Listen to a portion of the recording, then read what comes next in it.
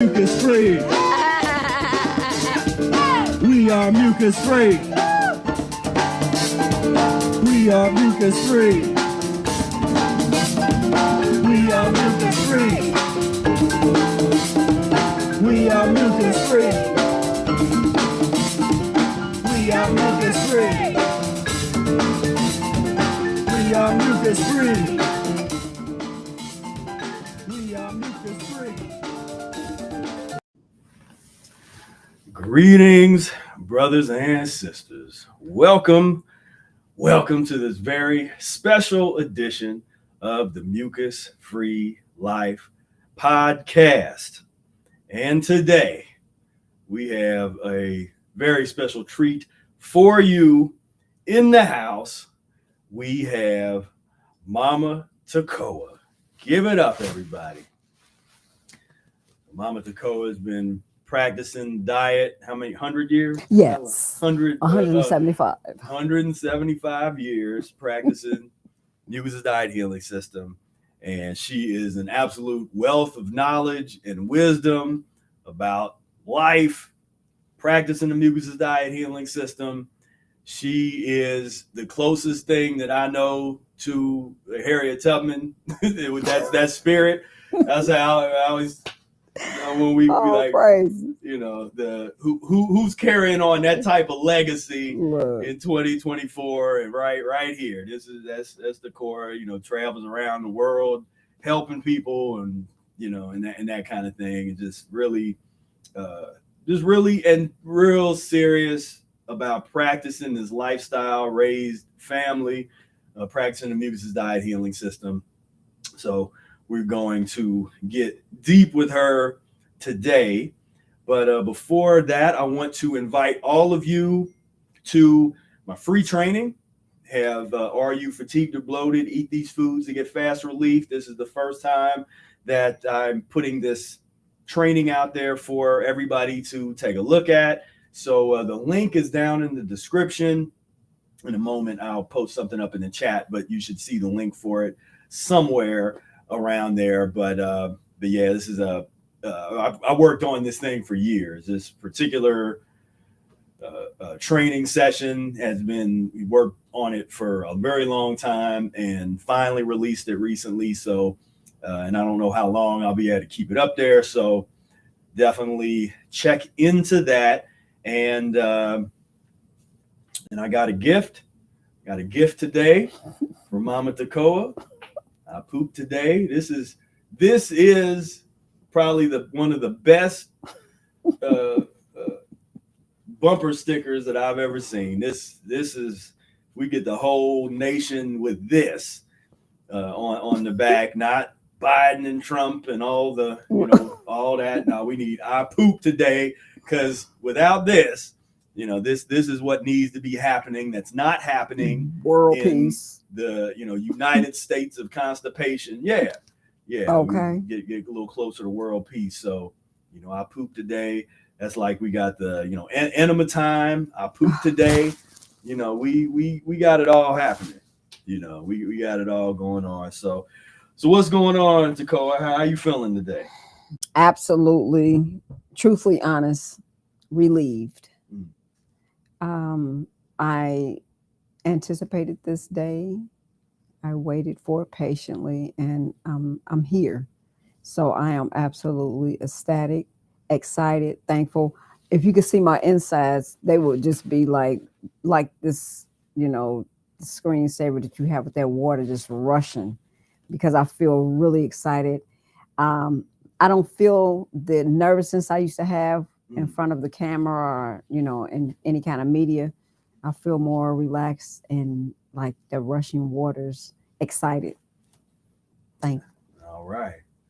So let's get into it. So tell me, how did you first get into the Mucusless diet, or maybe give a little preface what life was like before the Mucusless diet? You know, who were you before the Mucusless diet? My mother and father's child, born in Cincinnati, Ohio, Bethesda Hospital with a twin, 5 other siblings, 2 brothers, two big sisters and my twin. So it was three sisters. Extremely curious, very constipated. Didn't know it until, I got a little older. My brothers started learning about our culture, a lot more about scriptures and how we were all connected globally as a people. And from there, the diets, from being a Hebrew Israelite to becoming a Rasta woman, refining my diet even more. However, we still use fish. And then I learned more. Victor Bertram was probably one of the most affluent persons in my life at that time in the early 80s. He's a saxophone musician, street musician, extremely extraordinary brother. He told myself and one of my sisters, Leah Saho, at the time, Leah Bell, he said, get the Mucusless Diet Healing System, go to Clifton Natural Foods. And we purchased the book. As a matter of fact, I purchased over 2 or 3 dozen because I would give them out to people. And I had gotten an original copy of Rational Fasting from the Book Barn that was located in Clifton, community in Clifton here in Cincinnati, Ohio. And I would read it from cover to cover. And of course, it became like my Bible.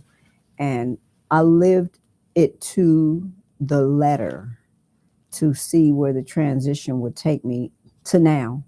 I'm 62 years of age as of December the 31st. I'm going on 63, and I live past my mother and my grandfather's ages.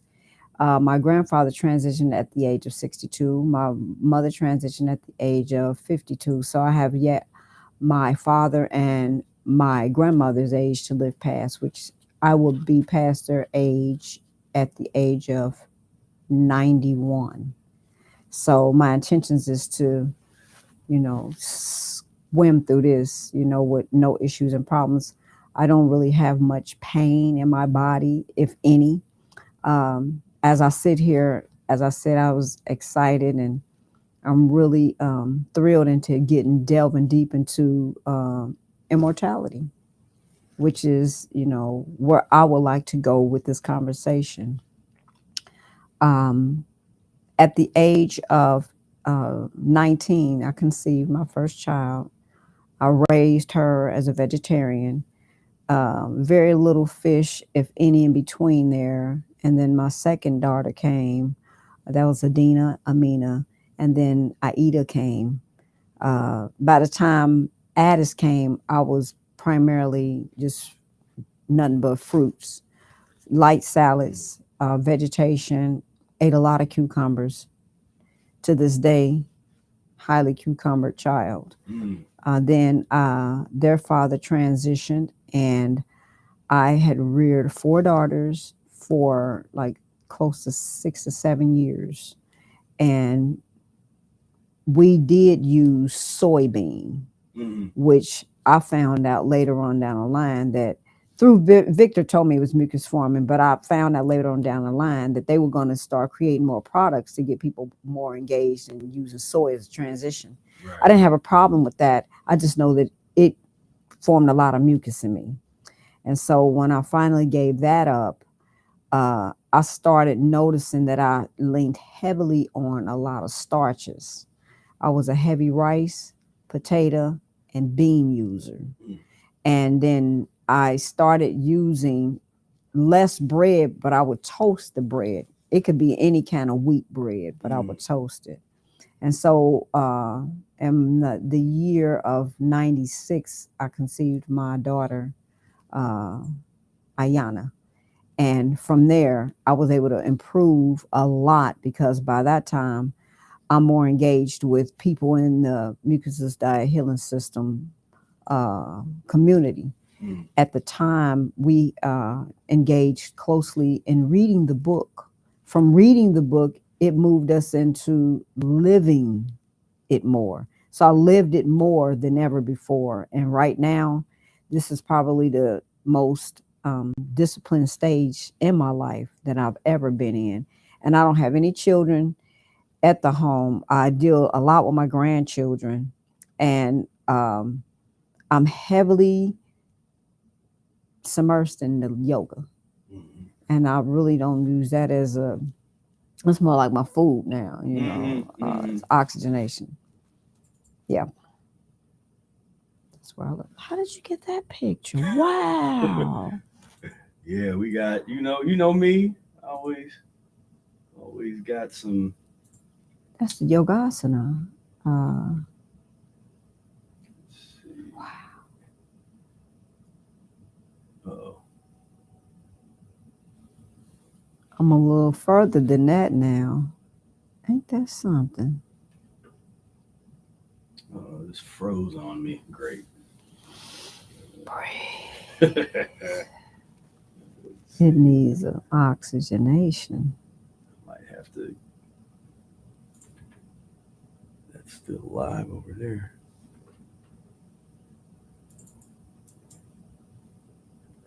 Wow. We broke the internet.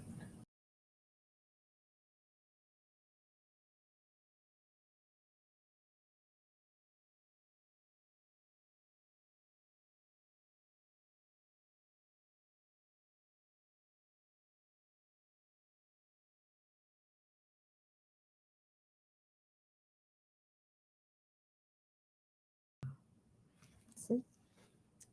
All right. Sorry about that, ladies and gentlemen. We Nature, have a little cosmic dust. cosmic.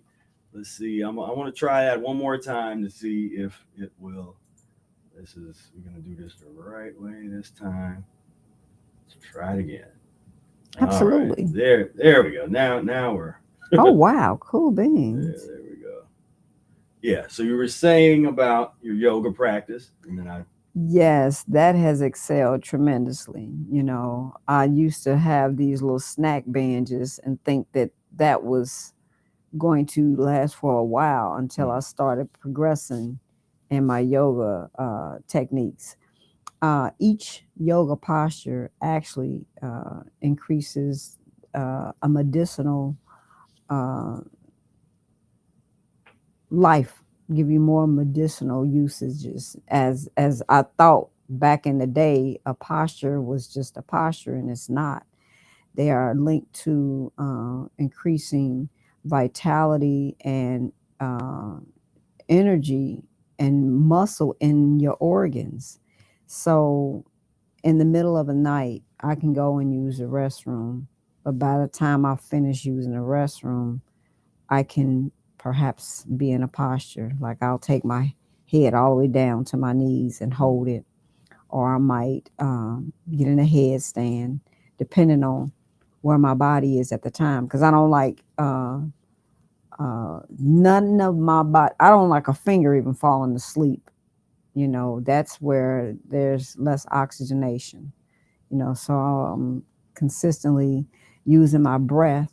I'm always doing something to increase oxygenation because it's food. Oh my God, I am like in awe. I don't know where you got that one from. That was, we were in the zone right there. That's unbelievable because I thought is that at the Ohio River? I'm not sure where you're at. I thought I was in Georgia and at Panola. Wow, I look like my Uncle Lewis right there. Hey, Lewis. And so as I am progressing, seeking more longevity, I do know it's in our breath. We like using herbs and earth. I touch dirt every single day, because that's where our DNA is actually uh, keeping us balanced. And when it comes to edutainment or education and entertainment and economics, I focus a little more on what the children are seeing, what they're being exposed to, because that's where I channel more of my energy at, with the breath and oxygenation. And the event that a child has some ill behavior, instantaneously tell the grown folks, breathe, because Mm. I know that that energy is possessive. That child has enough energy that can take that spirit and shift it. And so that spirit can become uh, frustrated and be ready to, beat the child down, break the brakes off of them, or use profanity, raising a voice. And then that sets that person, everybody in the household is disturbed then, Right. not just that person. So Because would you say that that whole tradition, the beating of the child, the ritual beatdown of the children, I mean, is that coming out of some pus and mucus type of consciousness and experience, or is that's something else? What do you think I about? know it is. What I've been there because Mm. as a child, I was reprimanded and chastised and whooped. Mm. And I experienced a beating before. I experienced the extension cord, and I never wanted to have that done again. My siblings laughed at me. We was upstairs on 826 Hutchins, and my father called us downstairs to get a whooping because he's still working. He working around noise all the time. So Mm-hmm. in our minds, we too young to understand, and we upstairs laughing and making fun, having just a ball. He summons us to come down, and we are all getting whooped with an extension cord. I wouldn't come down.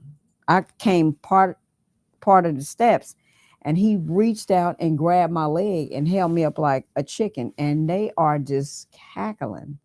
And he's hitting me with a belt, a leather belt. Mm. And I'm no bigger than, a chicken. I'm skinny, I'm small. And that was like the worst whooping I ever gotten in my life. I never wanted to get whooped again.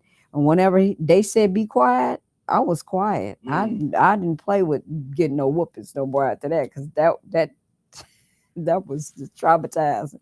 Yeah. And as I got older, I had very few fights. The fights that I got into, they were, limited. And then I made it my business not to get in as many confrontations growing up, and made it my business not to have confrontations with my spouse because of my parents' relationships.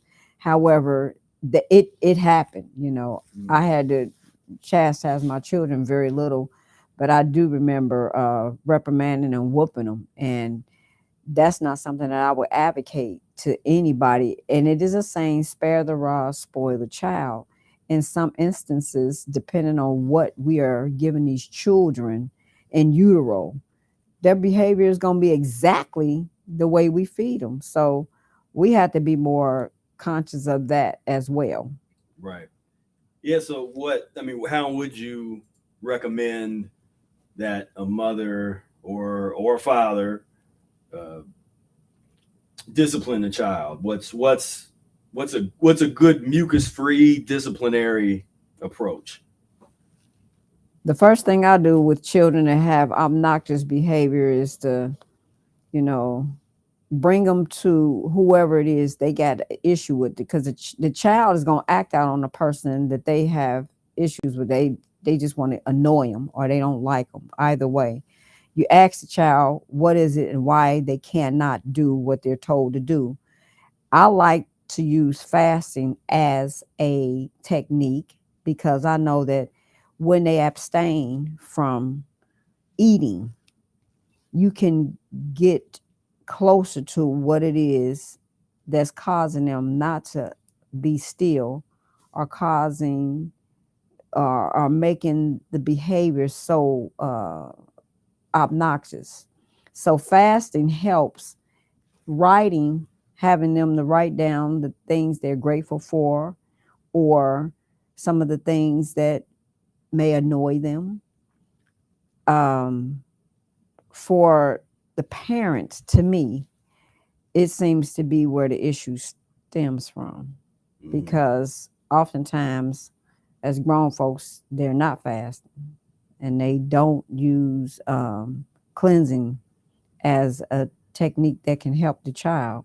Right. You know, I'm not against enemas for children. I'm a avid I'm an advocator of enemas, especially with children with obnoxious behavior. When you have a child that steals and lies, that is something that it could be inherent from the bloodline. And so you have to be a little more mindful and watchful for those children. And as at the same time, you want to get with the parents so that they can be on the same page with the child. Because I've done that, administer enemas to children. And against some wishes of a parent or two, it still helped, whether they agree with it or not. Don't give my child an enema. Fine, then, deal with the issue. The thing is that it can get progressively worse. We've had people who turned their children over to the system, and the children are heavily medicated, and some of them are suicidal. And that's because they dropped the ball, but they are the culprits of the child's livelihood, from the behavior to the institution they allowed to take control of the little ones. Because after they get so old, then, they're like fed to the wolves, because now they're in a society and they're in a medical system that is not going to be to their benefit, but they will become the benefit to that system. Right. Yeah. That's just, it's a simple message, but it's so profound. And we're the only ones that I ever hear really talking about the connection between what you're eating and behavior. Right. It goes for children, adults, babies, elders, whoever. Everybody is gonna have a set of behaviors and a mental space, just the mindset and perception, consciousness that's based on what's being eaten. Right. And I could see, because it just seems like so many parents, they immediately go to the corporal punishment to beat the kid. And it's almost like, I know people have made that analysis of slavery, of passing down the old tradition of beating the slaves, and then we start beating the children, like Massa beat us, and it's all based in constipation. Right. We got to find better ways, but it's like, I was thinking the consciousness on patrol concept, where if the parent doesn't have a real sense of who they are and have any kind of cultivation of their character and some level of cleanliness, then what they say, a copy of a copy, right? Carbon copy. They created a copy of themselves, but not a better copy. True. And yeah, because I know you deal with that. You're dealing with a bunch of kids all the time, so I know you probably come across some kids. That's one of the things that I correct parents in with the dialogue, because we do have children, and we do have children that are like billy goats, hard-headed, obnoxious, disrespectful. And so when we use the word kids, in some instances, it may apply to some of those children, with the exception that I respect everybody. I respect children. I respect grown folks. I respect elders. I got self-respect. And in the event that I'm faced with something disrespectful, I know how to withdraw myself from that energy, because I've had an incident with a sister that I went to Ghana with. And she deliberately fought me in a public forum, in front of my tiniest child. And I did whatever I could to avoid this. And it was like, when she hit me, it was on, nothing mattered except for me defending myself.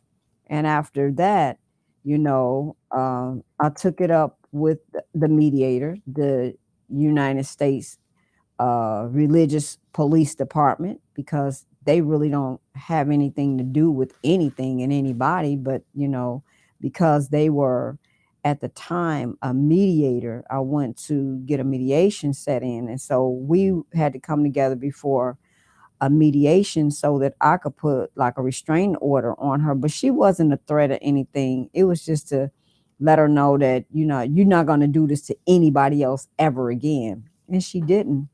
One of the problems was is that she had a sickness, and I realized that most of the parents, they have a disease and they're not going to admit it. Most of us don't admit that we are severely constipated. We won't call ourselves constipated because we having a bowel movement. I know for a fact what happened to me as I progressed in age. When I progressed in age and I helped my mother through what they told her, she had a spot on her lung. She was at the Barrett Center here in Cincinnati, Ohio, and they let her know that whatever you're doing, continue doing. We can give you a treatment. Now, the treatment was a chemotherapy treatment, and she asked my aunt, who was her older sister, not to let me know, because by that time I was administering her enemas. She was drinking lemon water with garlic in it, and they told her she was doing really well. So why would you get chemotherapy treatment when you're doing well? Well, by this time, this was part of the genocide, which is where we are with all of the people on the planet. We have a moratorium call on the system that has uh, created a lucrative economic genocide so that people could participate in it. And so she did not stop using Pepsi Cola as her beverage. She did not stop using hot mets, which was her favorite pastime binge. And she didn't stop eating bread. So, of course, she can get manipulated into getting the treatment. By the end of the treatment, she was supposed to have gotten consecutively. The first two wore her out. Her bones was in severe pain. And they had prescribed for her methadone.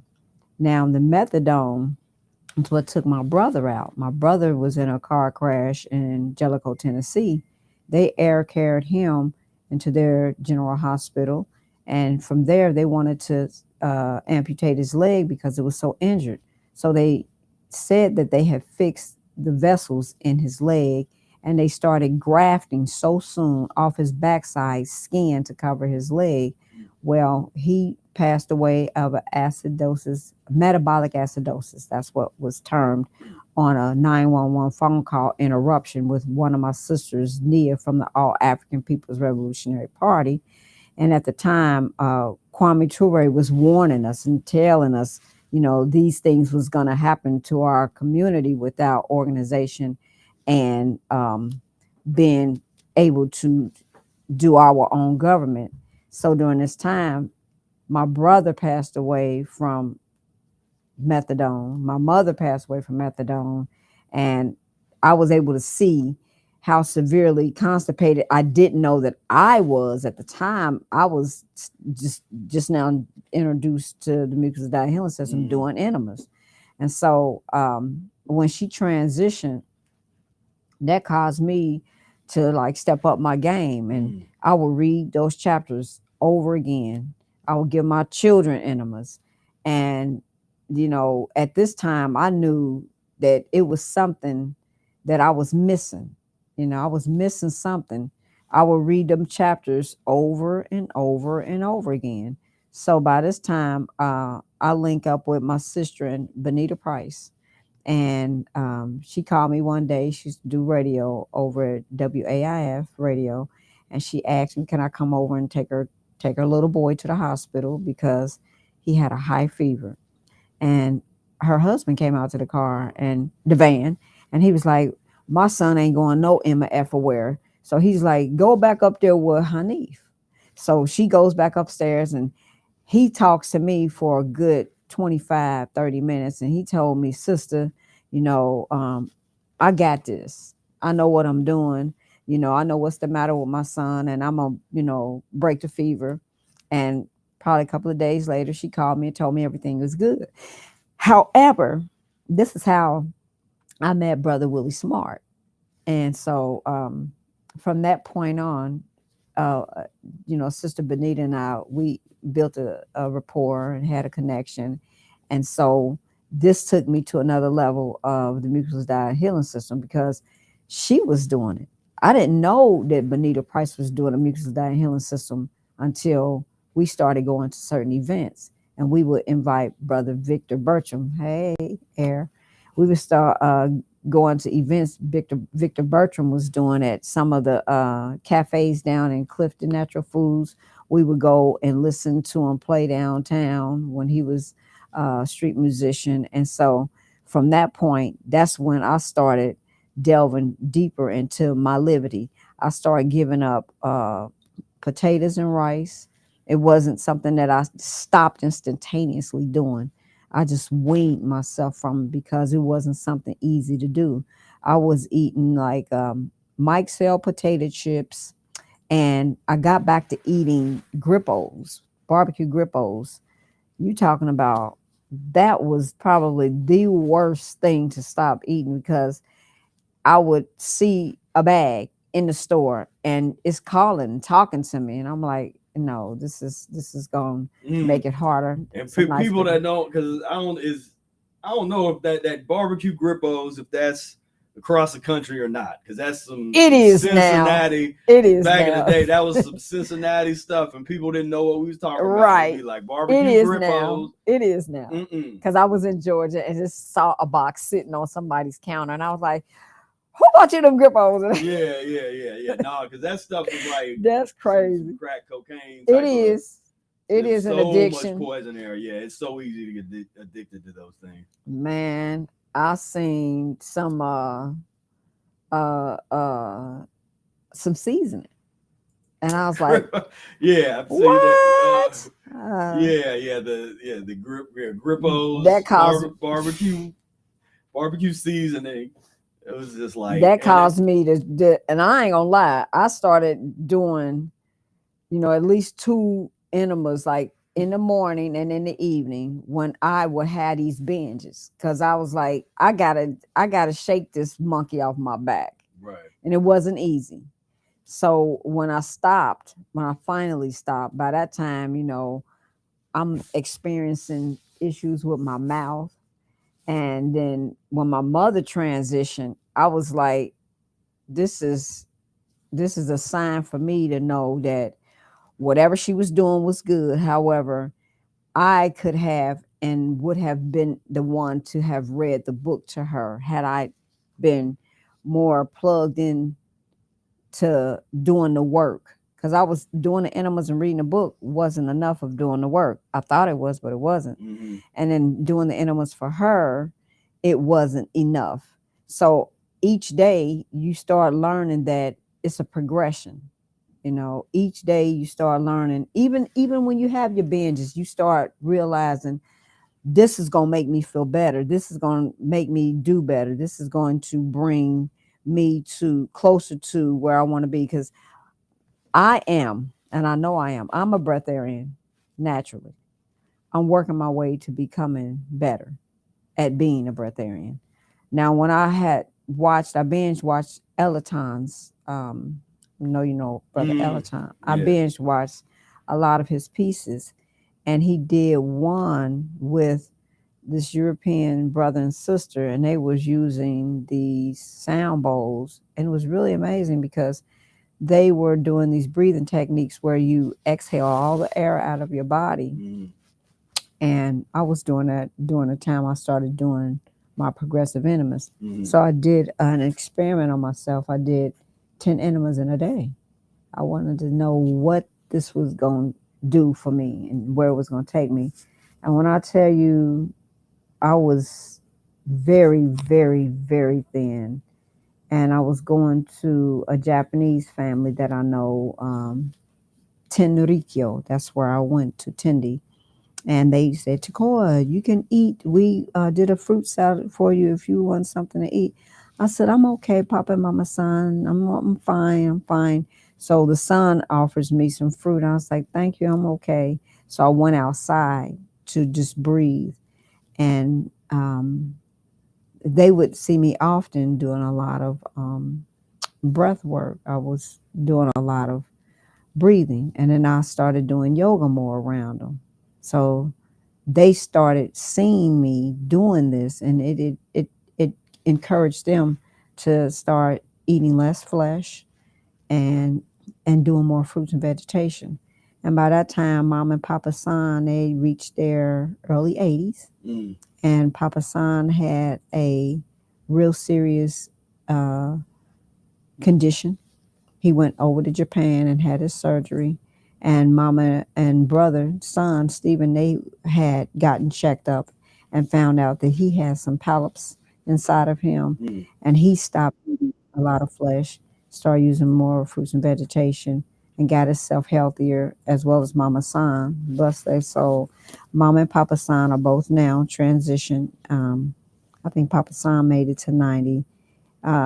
Mama San transitioned in the bathtub. She was rested and she went to sleep, and she didn't come forward. And then when he was transitioning, he was lonely and he left. And so that made me know, okay, now you ain't got to do that experiment again, but you certainly got to do more cleansing. So I started doing, I do 3-4 enemas now throughout the day. And that's the lemon juice and distilled water. I would do whatever it take. I do, if I ain't got lemon juice, I'll do a warm hot water. I'm gonna cleanse. Take myself to the next level of vibration. In case there's people that don't know what we're talking about, so that helps get this out of the body. Mucoid plaque, yeah. Parasites, slime, toxic, uneliminated feces stones, fecal matter, all this stuff this is what's dropping the bombs. This is what's holding the waste. This is the stuff that's behind the rape, behind the murder, behind all the chaos. The genocide is right here. We just gave you the answer. We gave you the answer right there. That's it's like real talk. We're done. It's like that. It's right. That's it. Constipation is the foundation of all evil. It is. And so that's why, because some people be like, oh, that sounds excessive, 3 or 4 or 5 enemas a day. Isn't that but you're snacking more and not digesting. Because in between snacks, you might have something to drink. You might urinate, but you're not going to move your bowels. And when I started literally drinking like a gallon of water, because when I first started the Mucusless Diet Healing System, Victor was saying, drink a gallon of water. I didn't know what he was alluding to when he was telling me to drink a gallon of water, but I found out. He said, have you ever done a 25 lemon enema? I said, no, never. He said, well, get a case of lemon and squeeze 25 lemons and try it. And when I did, I called him up on the phone, and I couldn't use any words except for, what did you tell me to do this for? And I couldn't get all the words out because I was like, what's happening to me? He said, oh, yeah, Dig, you're retching. And I was like, what is that? And he said, it feels like you have to move your bowels and nothing's coming out. He said, just look down there and see if anything is coming out. So I looked down in between my legs, and a black cord like this. It was thick. And he said, does it have a smell? And I was like, I don't know. And I was pulling it and pulling it and pulling it. And it was like, it was no end to this black mucoid plaque. He said, that's plaque. I said, but what is it doing? And he's like, it's coming out. He said, that waste could have turned into something else had it stayed in my body at the age that I was, because I was probably like 29 or maybe, about 28, 29. And moving that mucoid plaque, I had seen it prior to a picture that I seen with a brother that I was dealing with, Casa. And he used bentonite and psyllium husk. And I had tried that. It was like some kind of formula he used to help people remove constipation. And when I used it, he was accurate, because I saw mucoid plaque after I used that. Now, I had already moved it with the lemons, but with this psyllium husk and this like pulling on the oh man, it was unbelievable. And I was still doing enemas, even though I was still doing the regimen that he had gave me. Because it was, I think it was like 7 or 8 days. You're supposed to do it for about maybe 14 days. And I found it to be very beneficial. I just knew that I would do the enemas more consistently and longer than I would do the bentonite clay and the psyllium husk, because I found that to be a hell of a lot easier and more manageable. And I got turned on to colonics. And I never had a colonic. The time that I was going to get one, by that time, the guy had went out of business. So I never, to this day, I have access to getting colonics. I never had a colonic to this day. I don't think I'll probably ever get one, knowing that what I'm doing is consistent and it works better for me.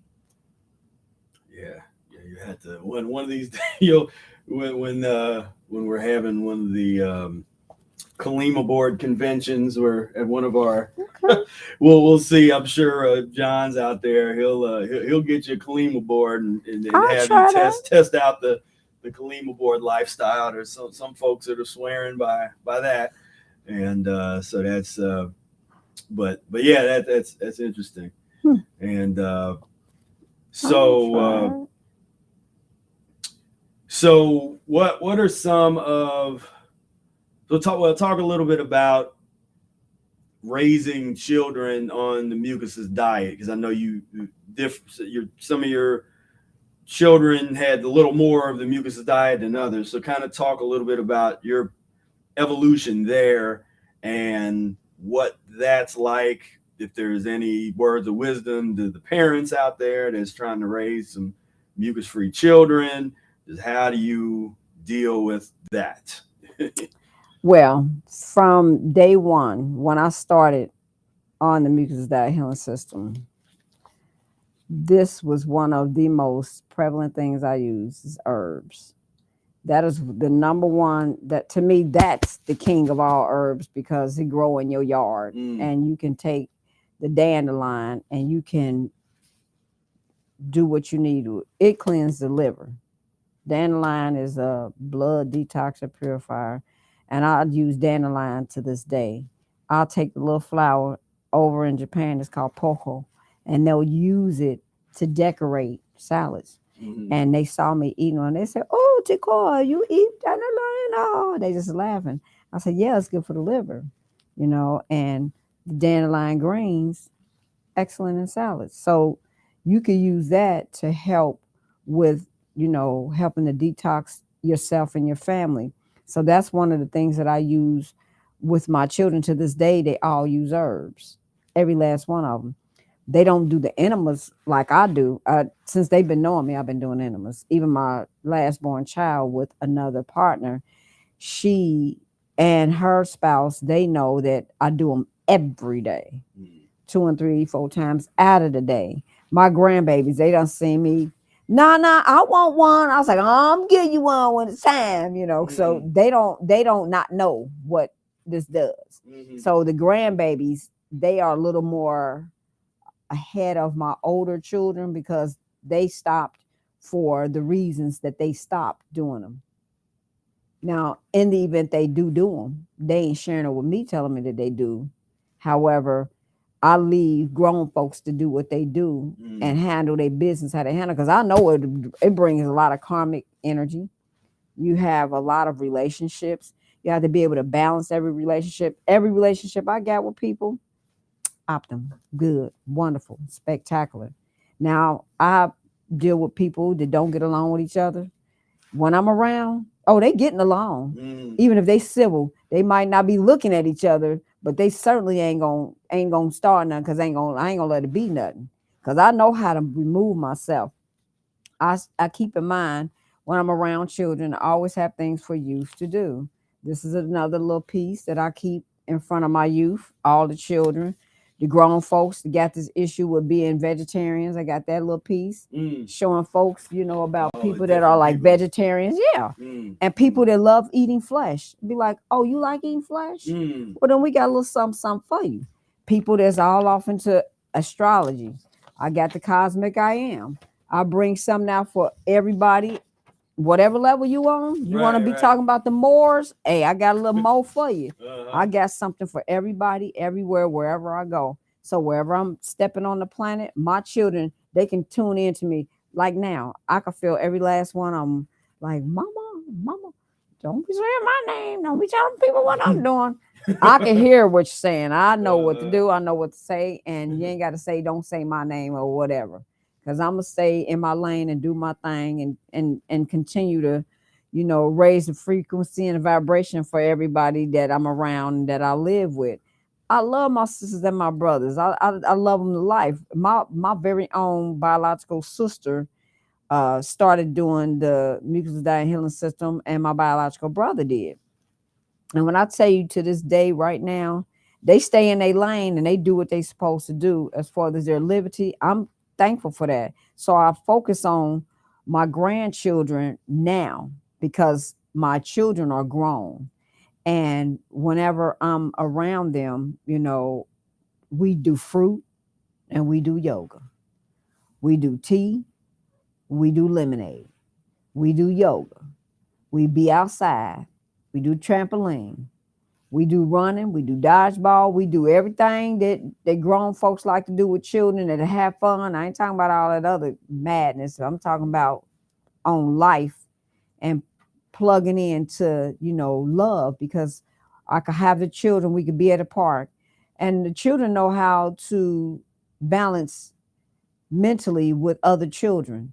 It ain't got nothing to do with the skin. It got everything to do with the heart. They are heartical children. They love life. Wow. Oh my goodness. Now, where in the world did you get that footage? That's the research and development team, man. We scanning the net. They find y'all got me kind of a little scared up in her, like the spy phone. I don't call the iPhone. That was damn. But it went with, you were talking about just playing with the kids and just keeping that it's like the inner child, and keeping that vibe, because there's a lot of adults that get so crotchety and old and they're not fun anymore. They lose that childlike quality to play. And I remember watching a Netflix series. It was Peaky Blinders. And those were some of the most interesting actors ever. And the guy that played Winston Churchill was like, I'm like, these people are so, it was like they was stepped in the bodies of these beings. And I was like, this is psychologically, as a matter of fact, let me sit up some, because it's really taking me back to the days. What happened here at the end? I almost you got it was crazy because something here. Yeah, I was watching it. Now like, I'm gonna tell you how television can do. I was giving thanks to the most. I was praising the creator right there, because it storms. It started the move. It's like I started a thunderstorm. Like it was a storm moving in. It was really deep, the drums. But when I was watching this Netflix series, I found myself wanting to watch every last one of them. It wasn't just watching one and then the season end. No, my son was working at one of the, stores that we usually shop in, and I was like, bring me back some pistachios. Well, it started out as a small bag, then it progressively grew, and I was binge watching this series, and it was like I was obsessed and possessed to watch this series. You talking about a little child at a movie theater eating popcorn? I was in pistachios. So I got into it so deep, so heavy. After the series went off, I'm thinking it's going to be another season, but it was gone off completely. And so I was like, at Mother's Earth Blessing, this is the wellness center that I frequent and I work at, oftentimes do life support. And I was coming down the steps and my leg gave way. So I was like, what in the heck is going on with my leg? So I sat down and I pressed on the inside. It was a bump in it about that big. Mm. Now I'm probably about 59, 60 at the time, Mm-hmm. whenever I was watching that series. And I was like, oh my goodness, that's the pistachios. The pistachios put a lump in my knee. I was like, I am not going to the hospital. I'm going to get this out of here. So I went on a cleanse and a fast. And I'm telling you, I did every yoga posture I could pertaining to the knees. Mm-hmm. And I moved that thing down to a pea size, but I didn't want no obstruction at zero. I don't want no obstruction in there at all. None, zero. So I kept working at it and I stayed consistent on it. I didn't eat no pistachios for almost 2 years.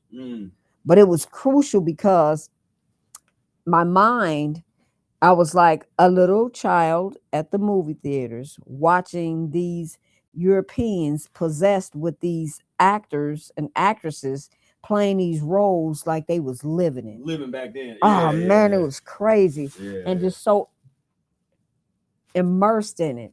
I found myself obsessed watching this stuff. And I was like, damn, this is like watching all my children again. When I was a teenager, we was immersed in watching stories. And so I see what entertainment, education, and economics, how it play a major role on the poisoning. It poisons the mind, and then we're poisoning the body, and then we do whatever we can to get that, feed that poison.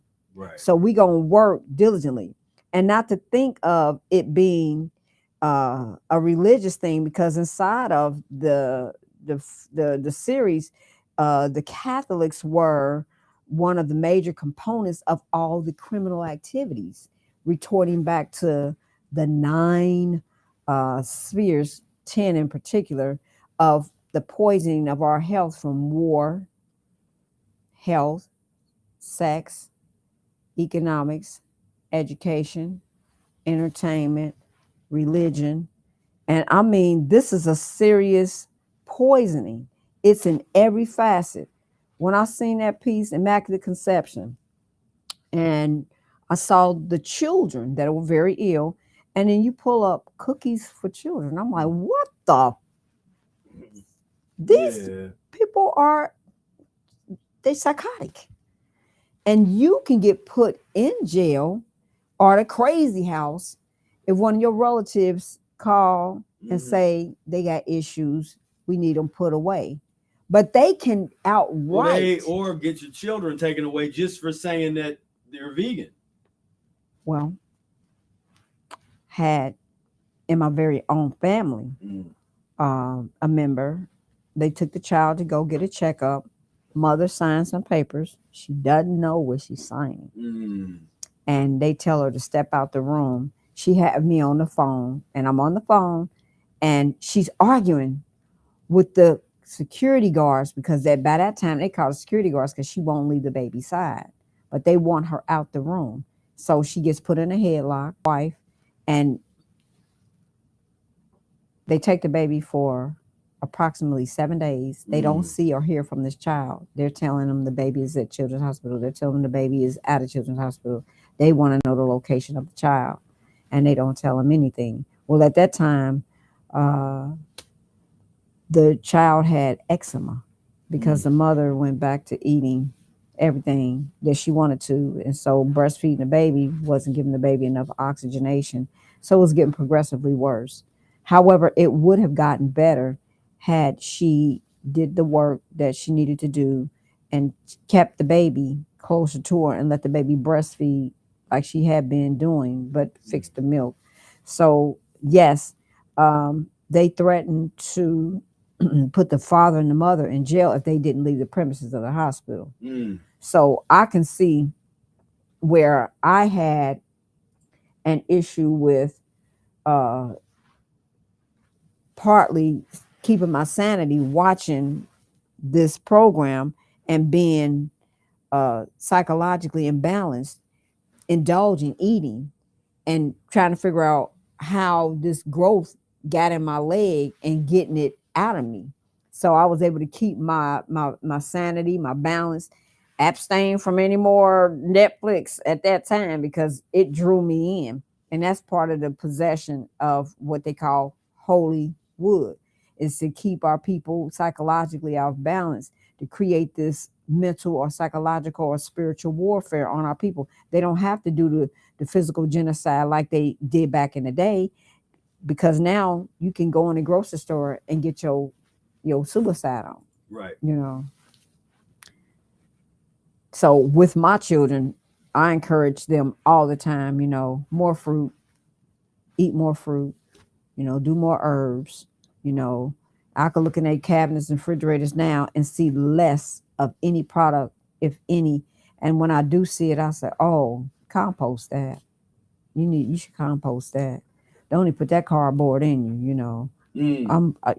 I say stuff, it ain't like my mouth is shut and I see it. If I see it, and I'll say it. Even when I go to my nieces and nephews' house and they partners, and I'll be like, oh, y'all eating that?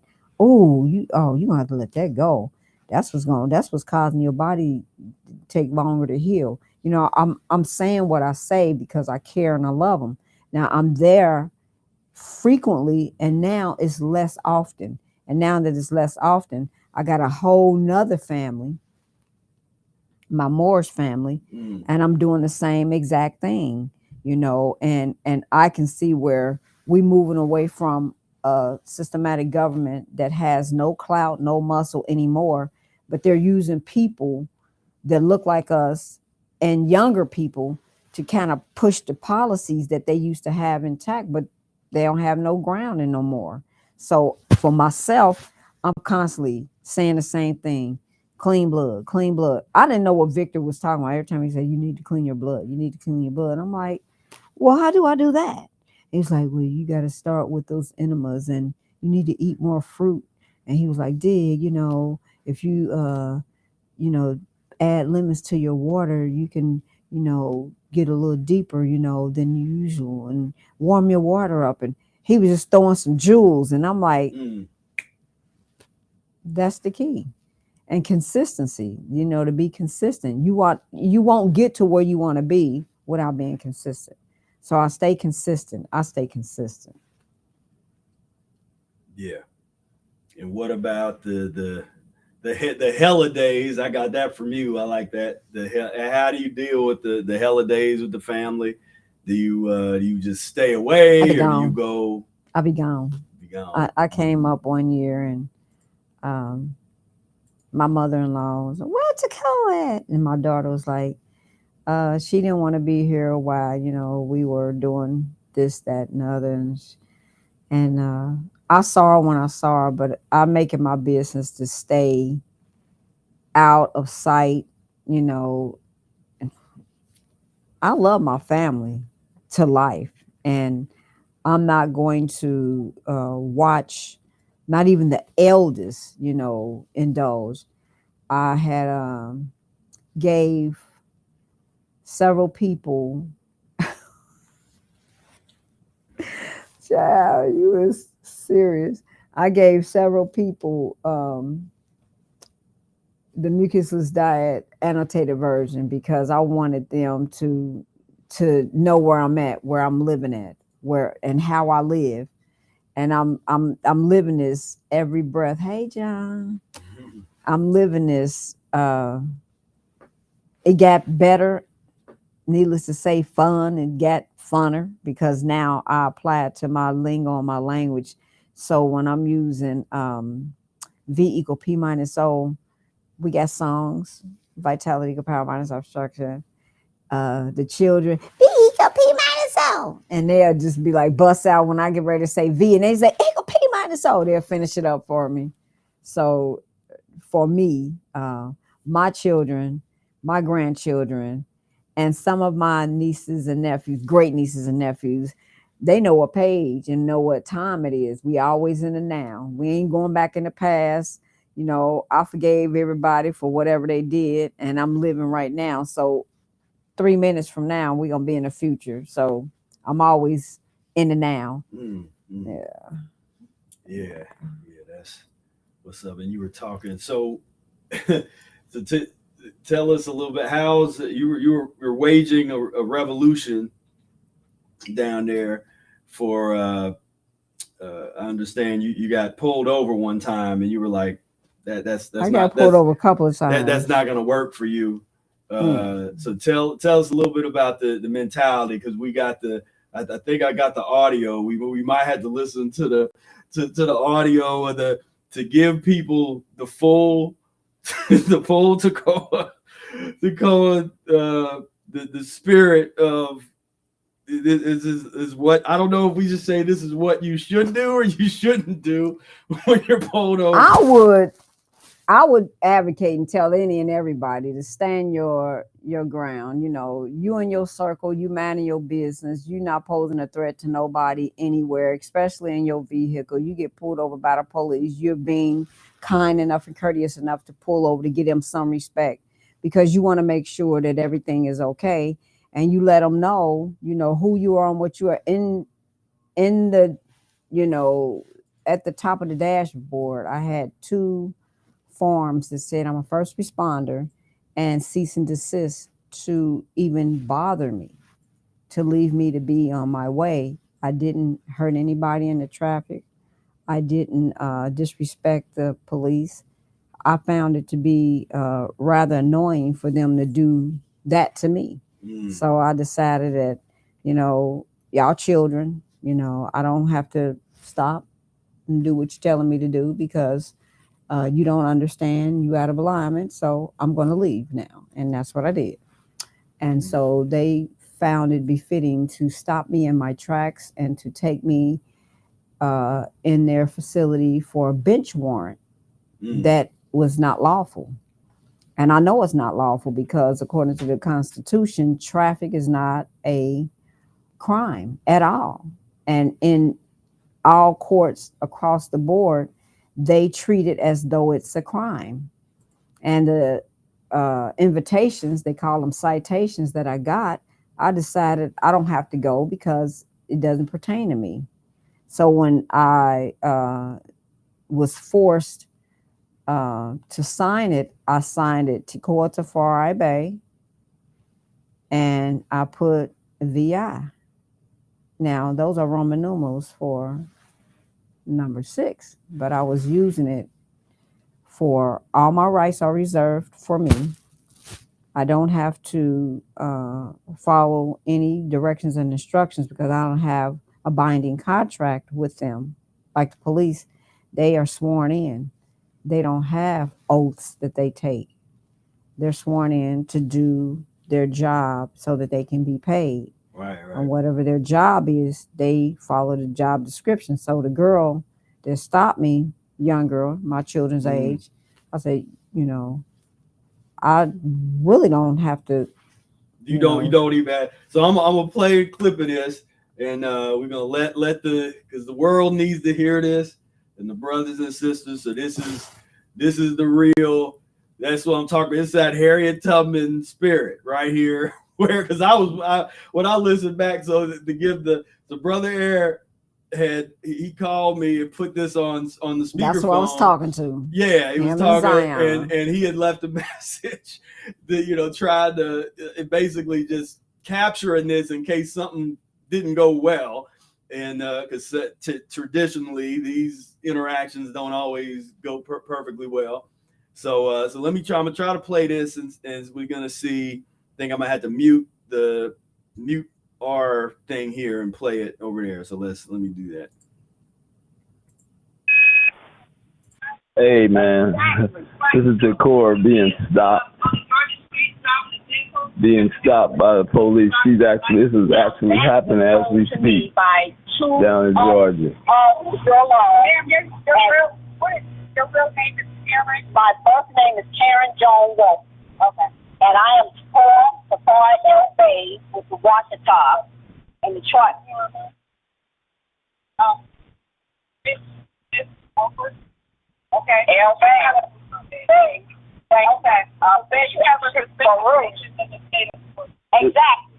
We took care of that already. Now I don't know why they ain't put it in their system, but that's on them. That's on them. That ain't something I gotta go down and put in their database, because this how they trap us up. Do you have insurance on this phone? All the time. So all the time. Do you think they want to set somebody up so they can be in the system and get and use your energy and your land and your power and your blood? They ain't getting none of my blood. That's why we having this three Trinity conversation about this sickness, disease, like Martin Luther King said. Racism, that's a disease. Don't want it. It's not about believing, it's about knowing. You know what it feels like to be treated disrespectfully. Yes. Especially when you earned your respect. Yes. But we also know what it takes to drive from the streets of Georgia. And so do I. That's a statutory jurisdiction. A statutory jurisdiction. Now, we do not have a problem. Wherever your land is and where y'all believe that is, that's not a belief. That's the law. That's the law. Thereof the earth is the law. That's the law. You're practicing on procedures. But you're doing procedures. You're not doing law. That's why it's so balanced. You're out of law. You're not operating out of law. I should. Yeah, I'm not covering up the van. This is Fannie Lou Hamer's flyer. That's the flyer for Fannie Lou Hamer. She's on the card. It's on the insurance card. She's saying if I'm not insured, she's going to detain me. No, that's not what she said. She just told me that. That's not what she said. No, let me tell you what she said. She said, you're going to be arrested for driving with a suspended bus license. And if you don't have insurance on this vehicle, we're going to have to tow it. I understand what you're saying, but that's not going to happen because that's not law of the Most High. And that's what I'm trying to get y'all to understand. I can leave right now. I'm being respectable because I know this is y'all job, and I respect that. I know what you're saying, sweetie. Okay? I understand what you want to do, and I'm letting you know what I'm going to do. I'm going to breathe. I'm going to stay awake, and I'm not going to let y'all waste no more of my time sitting here. Now, I am going to leave. Let you know that I'm going to let you know that in my law now, first of all, it ain't about free. It's about now. Free, but you're not free today. It's about now. Right now, at this moment, right now, as I speak with you, I am not listening to what is and what ain't. I'm going to do what I have to do. Yes, ma'am. Ashe. I just want to let you know. And I just want to let you know that I am.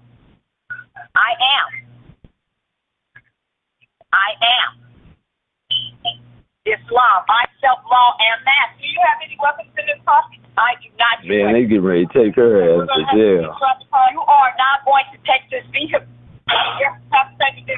Zion. What?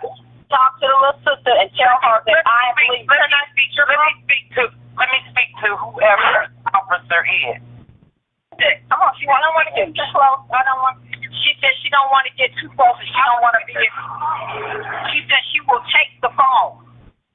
Okay, then your vehicle is expired.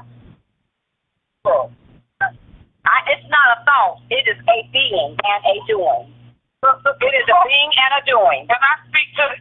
No, I'm not talking to them. I'm getting down here where I gotta go. They want to go on a wild goose chase. I'm not goose chasing with these children. I'm in my fight in my law.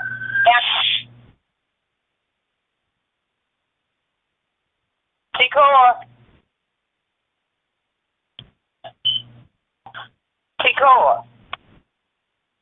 Air. Yeah. Okay, now Tekoa's getting ready to chime back in if you.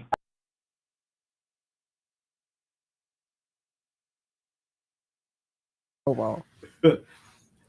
Yeah, so right there at the end, and I was actually, when I heard, I was nervous because I was like, what happened? Because the audio just cut off and you rolled out. And like I said, there's a whole lot of examples of that where people that look like us that don't end well. That level of defiance of the pus and mucus, zombie police force. It was unbelievable because when I got into East Point, I had called my sister in the Heraldess, Adama. She posted a bond, and when I got out, while I was in there, it was several women in there, and about 4 of them had locks. It was an older woman. She was supposed to had gotten her headshots to do a audition for Tyler Perry. And she was in there just a boasting and bragging, and had another little sister in there, heavy set girl, a long wig, fingernails. Everybody had on orange. And she's in there bragging on, you know, her looks and what she gonna do when she get out. And another one in there, a little boyish girl, you know, I call them shits. She, he, it's. She was in there bragging about, you know, when she get out. It was just really weird. So I heard one of the inmate guards say, put her in there with that crazy girl. Put her in there with that, bunk her with the crazy girl. So they bunked me with this girl. She was probably about 24, between teens and her 24. Big Amazon girl. And I get in there and she got these real big old bags under her eyes, hair cut short, Amazon body. She say, ma'am, you want this bottom bunk? I said, no, baby, you can keep it. So I get up on top bunk and they gave me a blanket. They put me in this holding cell that had shit all around, and I was just sit up like a Buddha and just sat, and they was watching. I said, I hope y'all getting a bird's eye view, because y'all need to be doing the same thing, stretching with y'all fat asses. You know, I was just going in because I was kind of vexed. And then so I get in there and they pulled me out the holding cell and then put me in a cell with the girl. And she said about 5 words to me, you know, you need some toilet paper? And that was it. And ma'am, you need. But they were saying that the girl, her last name was Adams, she had mental issues. And while I was in there, I just did yoga. I gave another girl my blanket because it was really freezing in there. But I know how to breathe and, you know, use my body, you know, heat to create heat. So I sit up at the top of the bunk, and in the concrete was an engraved E and an L.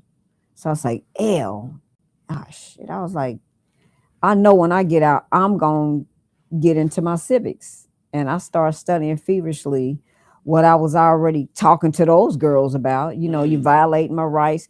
You know, they moved that crap from Hapeville to the county. And they said, I said, well, when I'm going to give me a date? Because I want to, you know, I want to let them know they broke my, you know, they violated my rights. Brother named Roger down there, beautiful brother. He said, ma'am, I'm telling you, it might take up to 2 years before they give you a court date. I said, well, can I give you an affidavit? We don't do affidavits down here. You're talking about a system that is full of degenerates and ignorant people that don't know anything about none of this lawful institution that they running. It was unbelievable. And I had already went through court down there twice and took care of my business myself. You have an attorney? No. I'm here. Do you have an attorney? I'm here. So they threw it out. But it wasn't something they wanted to do. It was something they knew they had to do because, you know, I'm not in their jurisdiction. Now, one of the components is the way and the reason they felt that they could do this, pus and mucus, full of it, is they didn't know that they had no law or right because I am a blood indigenous inheritance to this land. And that because I had a birth certificate and a social security number and a driver's license, those were contracts that I had agreed to or that my parents agreed to for me. Now, because I know what I know and I'm getting mucusless and mucus-free, I got more knowledge and understanding of it now.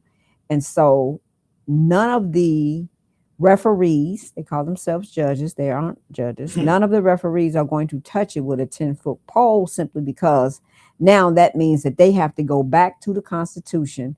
And remember, they have not been upholding the Constitution. None of them have.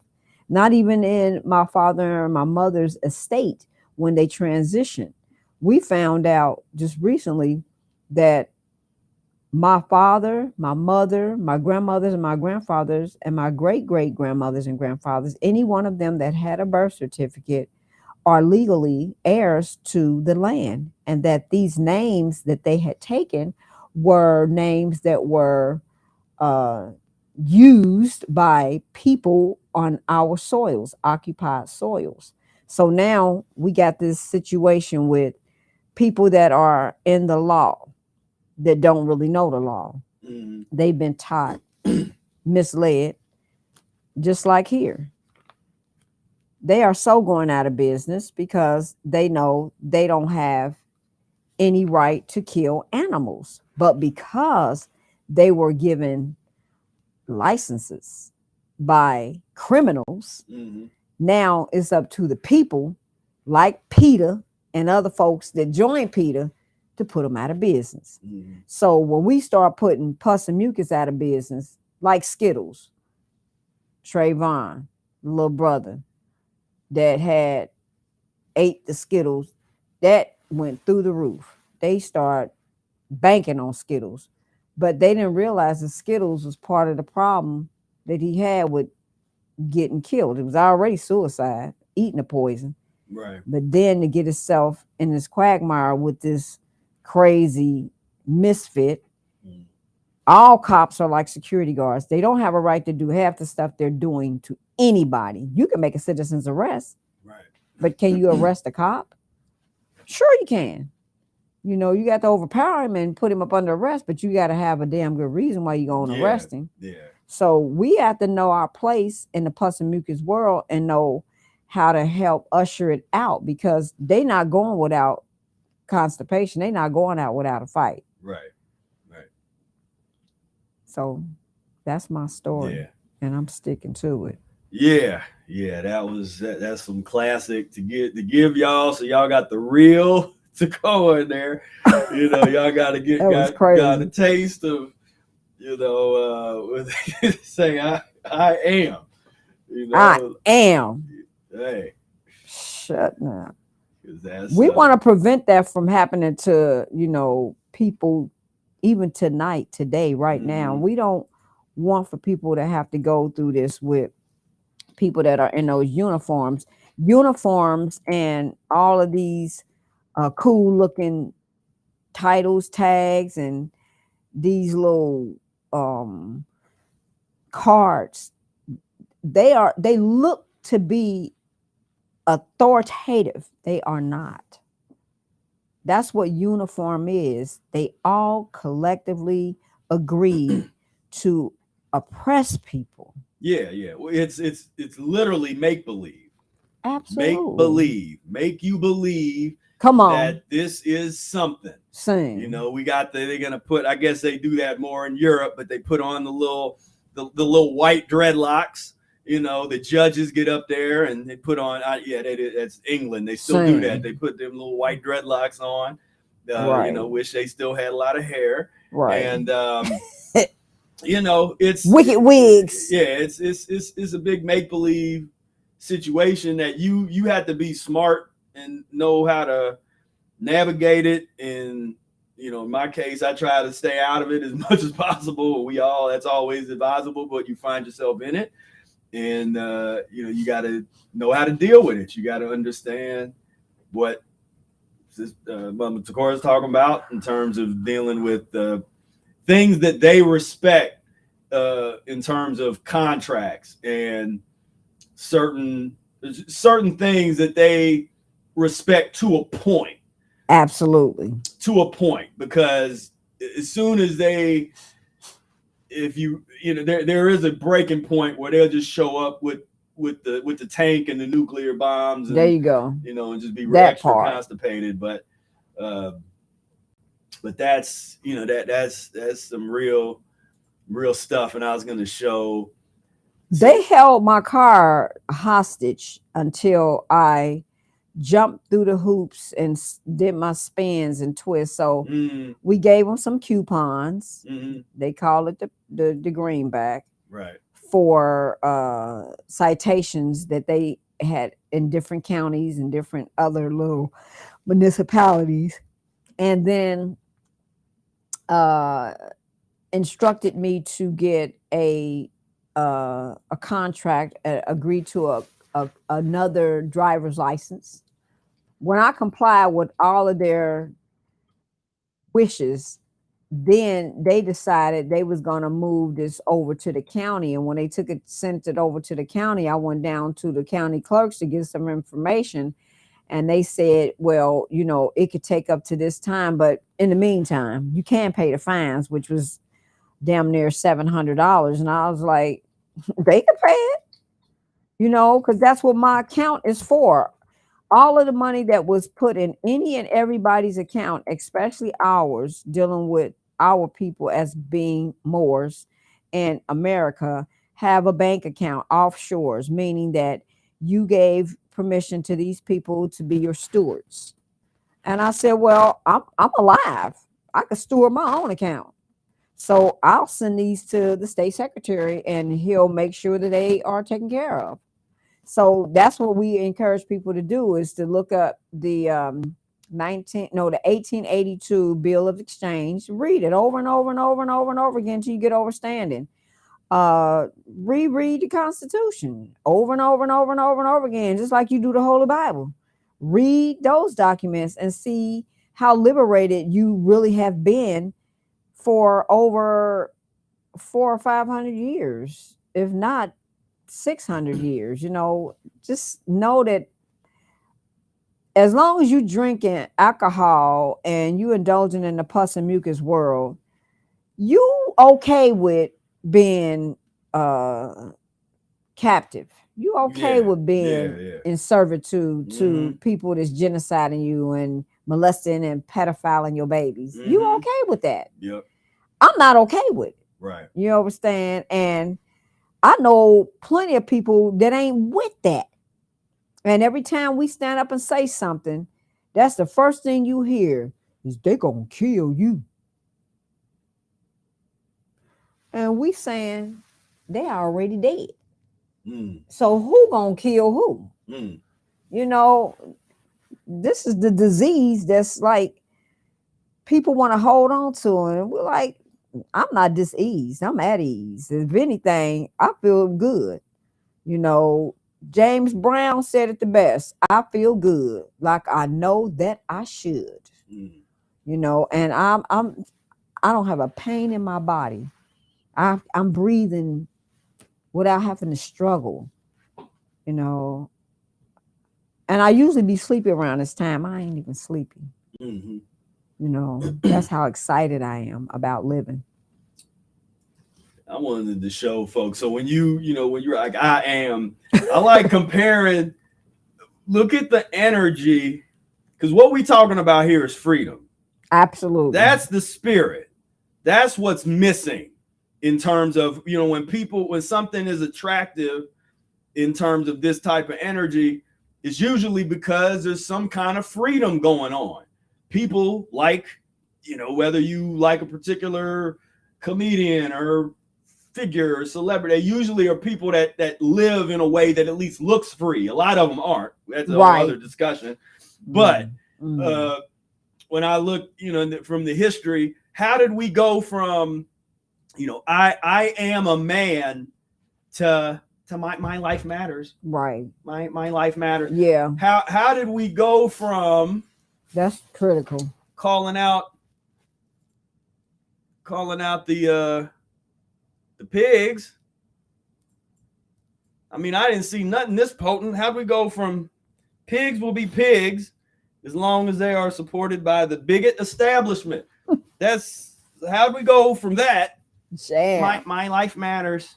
My life matters. Right. Please don't hurt me. Say. Please. I matter too. Pure pus degeneration to allow one's vitality to sink to that level. That's fear. Asking for permission to not be beaten. Right. To not be brutalized and raped. Same. Please don't hurt me.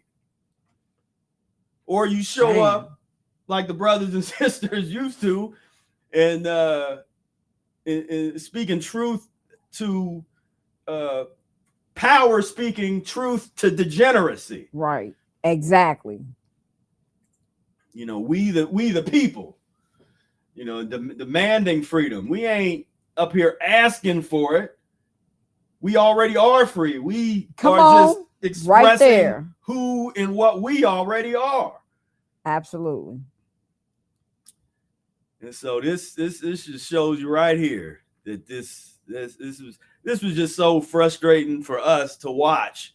This to go from a real movement of some type of consciousness and some type of elevation to do the, you know, the face mask, I matter too type of thing. And it's like, you know,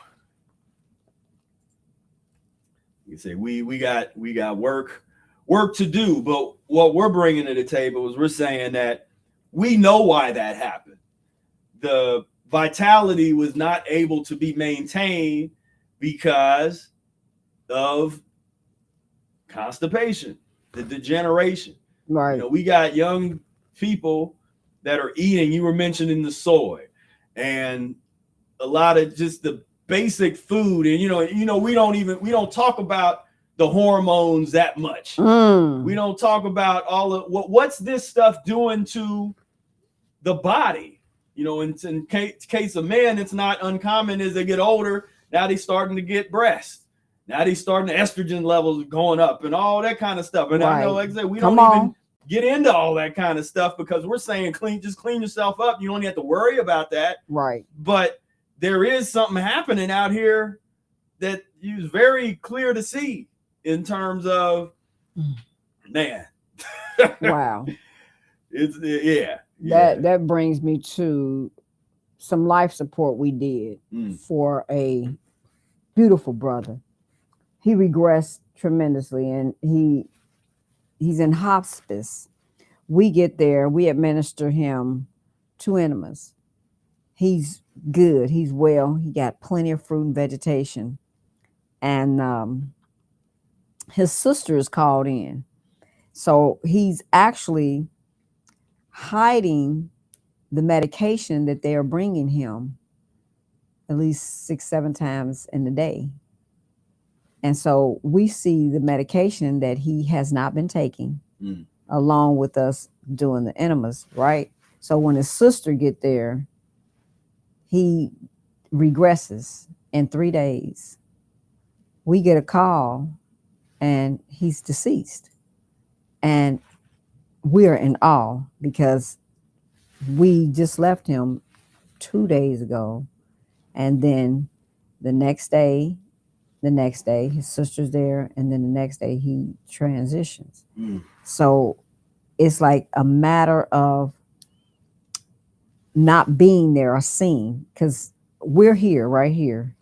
And then there's another part of the house or room that quick, they can pull the wool over one's eyes. So we are having to remind people, when you walk up in here in the center, remove the mask. You know, we don't do that. And to help people understand that the disease is in your body because you're putting it there. And we are advocating for people to circle so that they can continue to get what the mucus-free life is giving people with the greet up, bringing people in, helping them to understand. You're going to experience some pain while you're getting rid of waste because it's attached to you. It's an organism. It don't leave without an issue. The same thing with the soils we're on. The soils we own have a lot of toxic beings on it. And it's going to take some time to remove the pus and mucus, and it ain't going to be so pleasant all the time. You know, we're going to have these issues and these diseases, removing the waste. Because see, you know, it was something you said there made me think of all of the hundreds of examples and cases where the nurses or a doctor get caught being serial killers.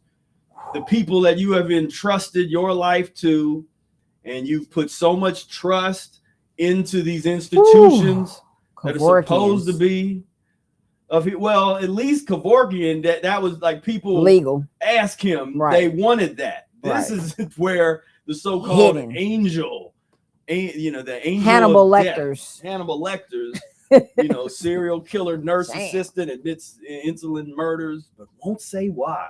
Wow. And I watched that a while ago, this Netflix. Wow.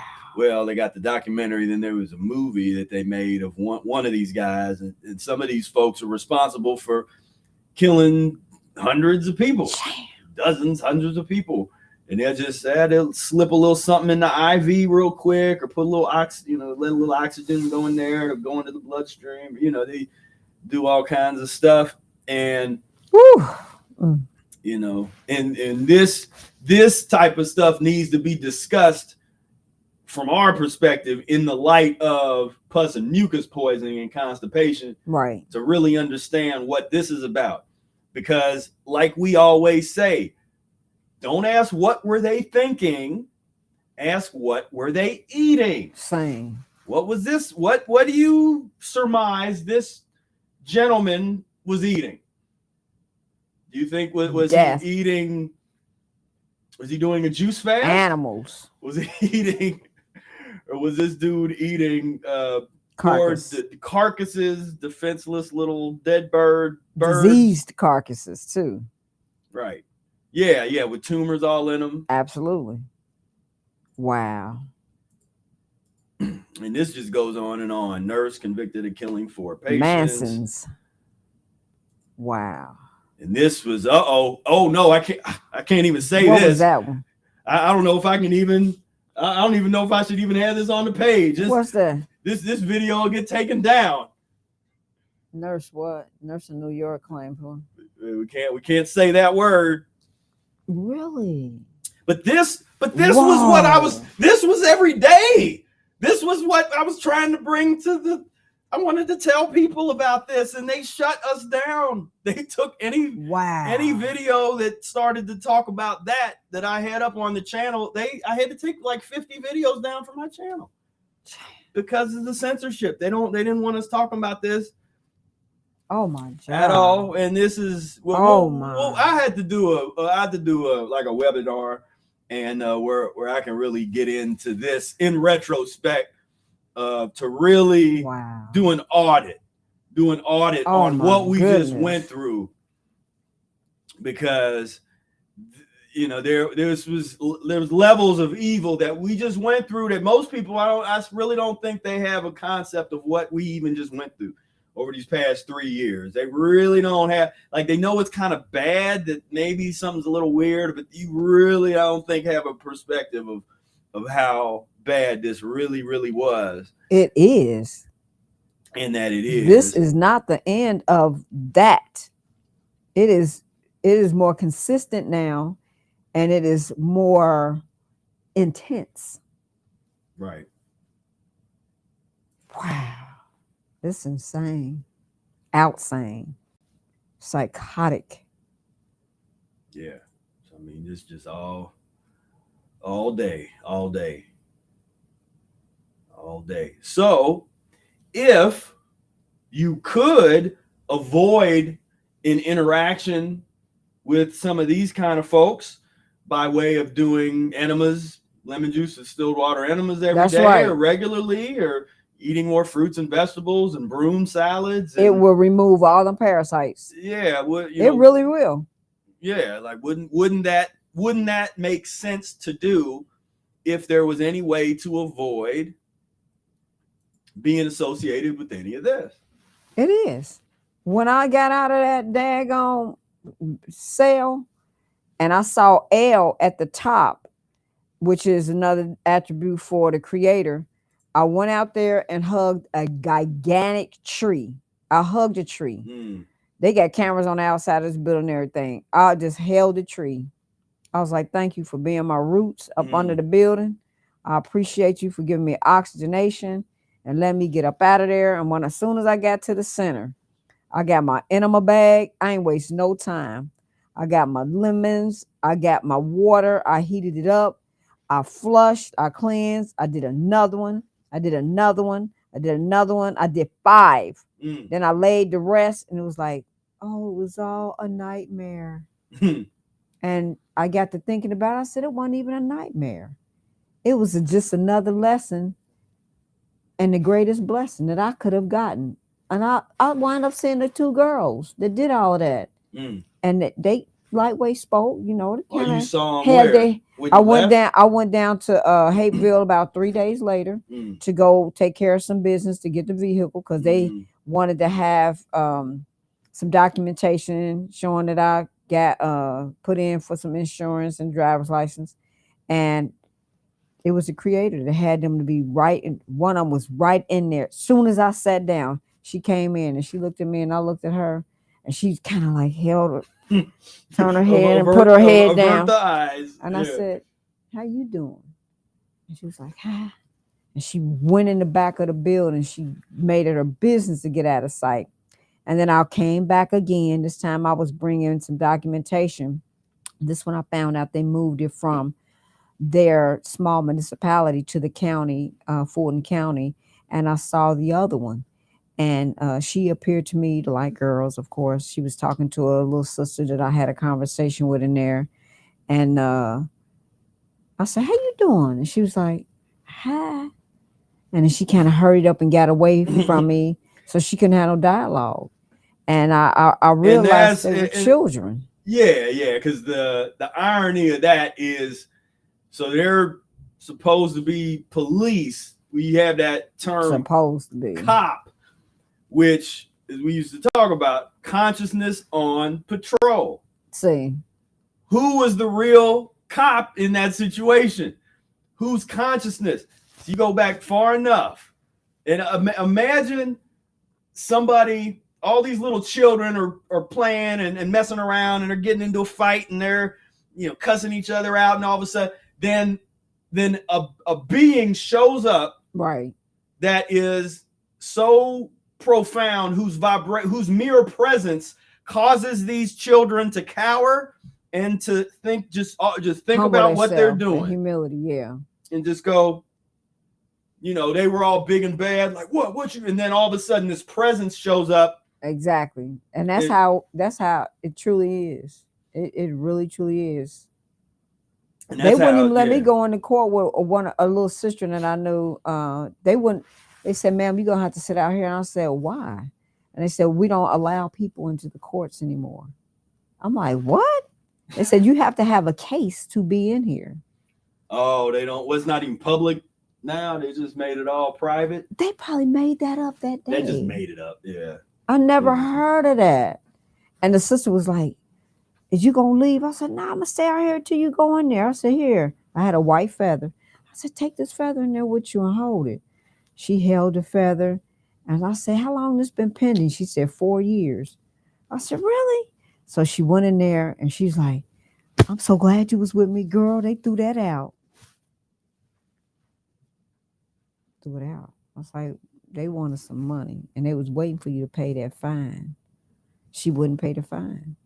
Don't pay no fine. You get a fine, send it to the Secretary of State. Say, could you please pay this for me? I don't have any money.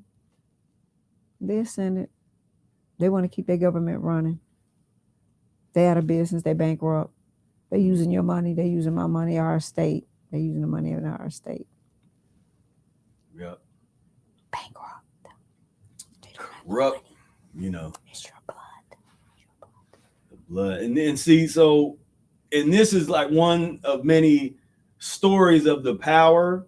When this is the intangible that we can't talk. We can talk about methodology and the methodical and this and that, but it's harder to talk about those experiences and where you see that becomes the norm when you cleaning yourself up and all of a sudden you are in the world in a different way. It's like people like to talk about the law of attraction. Like this is the real version of that. Right. This isn't the like I'm gonna lay here and I'm gonna think about $1 million and I hope that it comes in the mail tomorrow. Like, nah, this is you become a force of nature. Just your being. Doesn't that sound cool? Like wouldn't you like to have that kind of presence? Same. When you show up someplace and everybody kind of looks like and they don't really know what like, why? What's going on? They know you different, and you know, I mean, wouldn't that be nice? And things just move along. It's like, yeah, we have to deal with a lot of obstructions, but those obstructions just, when they're supposed to be removed, they're removed. Right. They just, that's gone. That went away. And sometimes the timeline isn't always what we want, but it always happens. Always now. I'm gonna be honest. I can honestly say I'm grateful for everything that I have experienced in my life right now, because when I came in here and I saw St. John Coltrane, oh my God, that's just, I know that I had died and I am in heaven, because there was no way I would have ever saw that without coming here in person. If I'd have did this over the internet, I would not have had the fortune of seeing that. Right.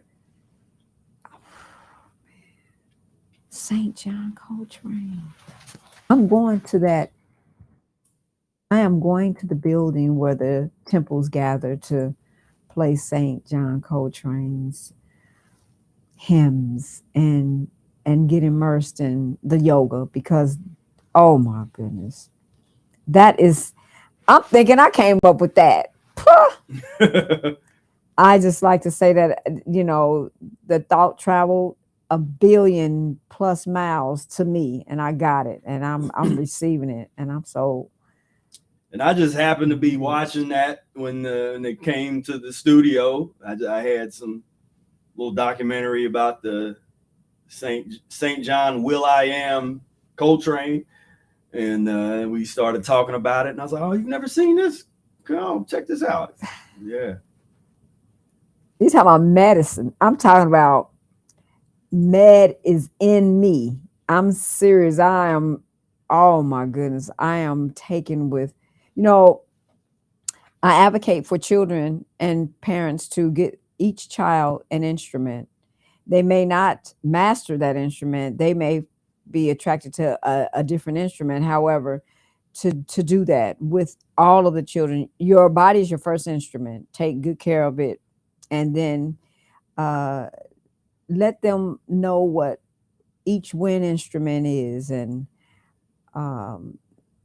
the physical instruments such as the drum, piano, all in the same vein. But this will increase the child's ability to shift in their behavior while they're cleansing, because a lot of the musicians, they ain't got the best liberty or the best diet, but you rest assured they're gonna master that instrument. Right.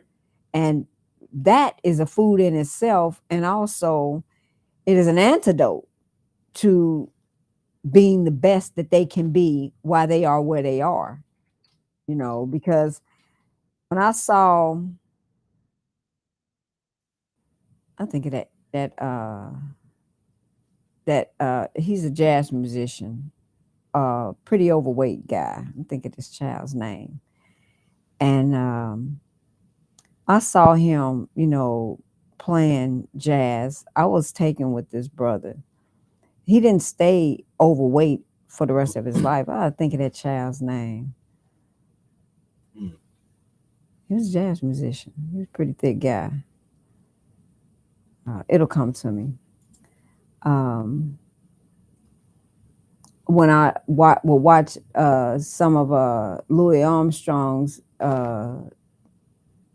documentaries or some of his stand-ups, he would go to different shows, and Dizzy Gillespie, I will look at their jaws and see, you know, the power they had in their bodies to be able to bring such power up out of their bodies. And as a matter of fact, when I saw B.B. King back in the day and seeing where he started mastering his instrument and he started blowing up, picking up weight, and I said, you know, as I progressed in age, that was one of the things that I wanted to be mindful of, is not picking up weight as I got older. but to be mindful of getting myself healthier. And the age that I am now, I think I'm at my best health ever. However, I feel like I can be healthier. You know, I'm not there yet. I am getting there. Mhm. Yeah. So here's a good question. It was asked a little while back, but so Ilium Fesson says, what is Sister Tekoa's philosophy on how to fast throughout the menstrual cycle? Should anything be done differently depending on the point in the cycle? Many thanks. Wow. That is an excellent question, because I can remember when I read Arnold Ehret's Rational Fasting, and I was experiencing my cycle. I really didn't like fasting during my cycle. That was something I didn't like doing. I had to grow to learning how to do it because it wasn't easy. First of all, you're getting rid of waste in the body, which is the blood that the body cannot use. And trust and know that blood is toxic. So I will have an odor. And I knew that fasting would help to repair my bloodstream, because I was a heavy fish eater in my early 20s. And when I say I was a heavy fish eater, my clothes used to smell like fish. That's how much fish we ate. And when I would come on my cycle, it smelled like fish. And I was like, I got to get rid of this odor. So when I started fasting, it wasn't a planned fast around my cycle.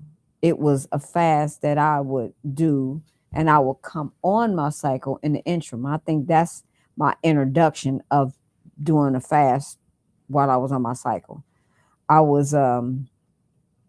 had already started doing like 2 and 3 day fasts. And when I would come on my cycle, of course, I'm going to finish that fast because I decided to go on a 2 or 3 day fast. And it was always lighter. It would never, ever be heavy. And when I started doing the lemon enemas and I started intentionally fasting, I would have lengthier fast. Like I would fast for 7 days. And before I would come on my cycle, I would do my lemon enemas and then go into my fast. And eventually my cycle would start decreasing. And I would not have heavy cycles. And when I would break the fast or eat, the blood would like flow. You'll see for yourself when you fast and when you eat. And so I decided when I would get ready to come on my cycles, I would do my enemas before I would come on my cycles, and I would do them during my cycles so that I could see how heavy the blood flow. And so when I moved to Georgia, that's when I started doing lemons consistently, lemon enemas. And at the age of 43, I was like, I'm not experiencing any menopause yet. I don't know what's going on with my body. I need to see what's going on with my body. So I would read chapters over and over again, but you will not experience a menopause when you're doing the Mucusless Diet Healing System. I know from experience. I would have these tight little cramps. They were never heavy like they used to be. And I would have pink issue. It was never red anymore. It was pink. And so, of course, I would continue to do my lemon enemas. And I was waiting for my next cycle. And it was a day, pink issue, really lighter pink, rose pink. And the next month came. And I didn't experience the small cramping, warning cramps that I would get, probably because there was no obstruction there to, press out.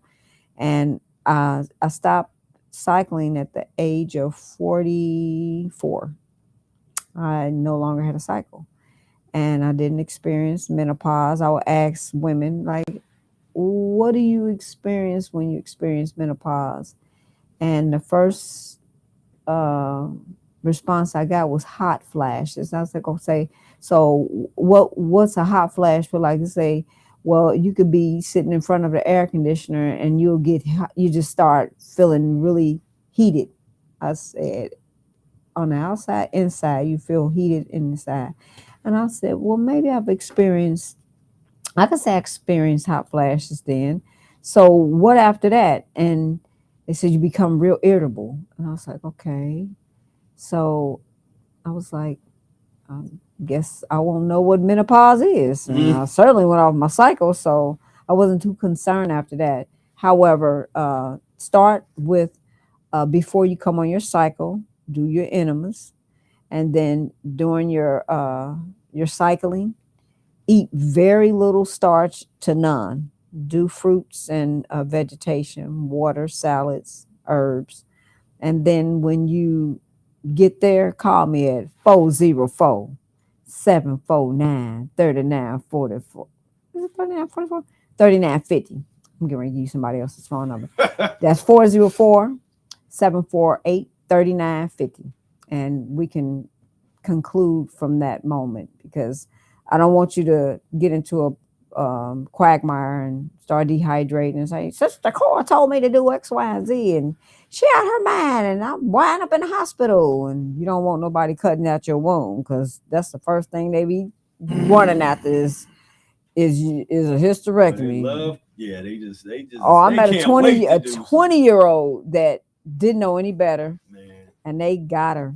Yeah, and that's a tradition. I think I had to take that video down. I wasn't even talking about the thing I was talking about the history of sterilization. Right. That was ritual stage, sterilized Black people, all kinds of people, and they like 10 years ago. I mean, this was still happening. The judge ordering somebody to be sterilized. You know, so this ain't, people don't know about that history, but yeah. So I got somebody's archives that was hidden by a physician.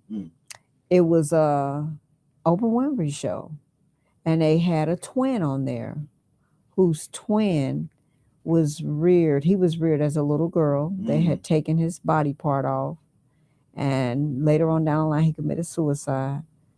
And it got lost in the shuffle when I got a new phone. The piece is completely gone. I couldn't even pull it up on the internet. But he was born with a twin brother. He said he always wanted to be a boy. He was hanging around his brother, and he couldn't figure out why he had these sensations that, you know, he wanted to be a boy. And as a little boy, as a baby, the physicians, the two doctors, cut off his body part. His parents let him, and they reared him as a little girl. And when he got older, he found out he was a guy. He came on her show, did an interview, and months later, maybe years later, he committed suicide. Yeah. And that's psychotic doctors. Yeah, I'm sure some experiment. We ain't gonna go real deep into it on here, because again, this video probably already gonna get taken. But I want to elevate the discussion about, there's all these discussions about gender. Somehow gender became a point of contention in this issue in the past 10, 20 years. What I would like to add in, and do your research and check it out. But what I would like to offer is the reality that there are many more, and we know why, because they'll blame it on genetics, but we're talking about constipation. But there's a lot more people that are being born with both genitalia, because a lot of people want to say, well, there's only two genders. I was like, well, no, let's look at the reality of a lot of people that are born with both. Now, from what I've read, there's a lot of doctors that play God, where instead of even asking the parents, well, what should we do, they just decide to snip one or the other. Right. And then somebody's growing up really confused because nobody explained to them, what was going on, because first they don't know what's going on. They don't understand that gets into discussions of embryology, and we won't get too deep into all of this, but I just offer this to you. This is the term. It's not a great term. There's been other terms and stuff in intersex, or people that are born with both body parts, both reproductive organs. True. And that's a whole, I mean, it's a thing to research and study. It's what I wish, when people start getting into these discussions and it becomes this political thing of this identity, and I identify, what are you allowed to identify yourself as? I identify as a leaf. Well, I am, I'm post-gender. it's like all this kind of stuff. We're going to have a real conversation about it. Let's get into this reality, because this is happening so often. We don't know what the numbers are, because this is something we just saw. You don't think that there's going to be some kind of corruption around this? You just saw how many nurses and doctors are being put away, and they get caught. Right. Who's not getting caught?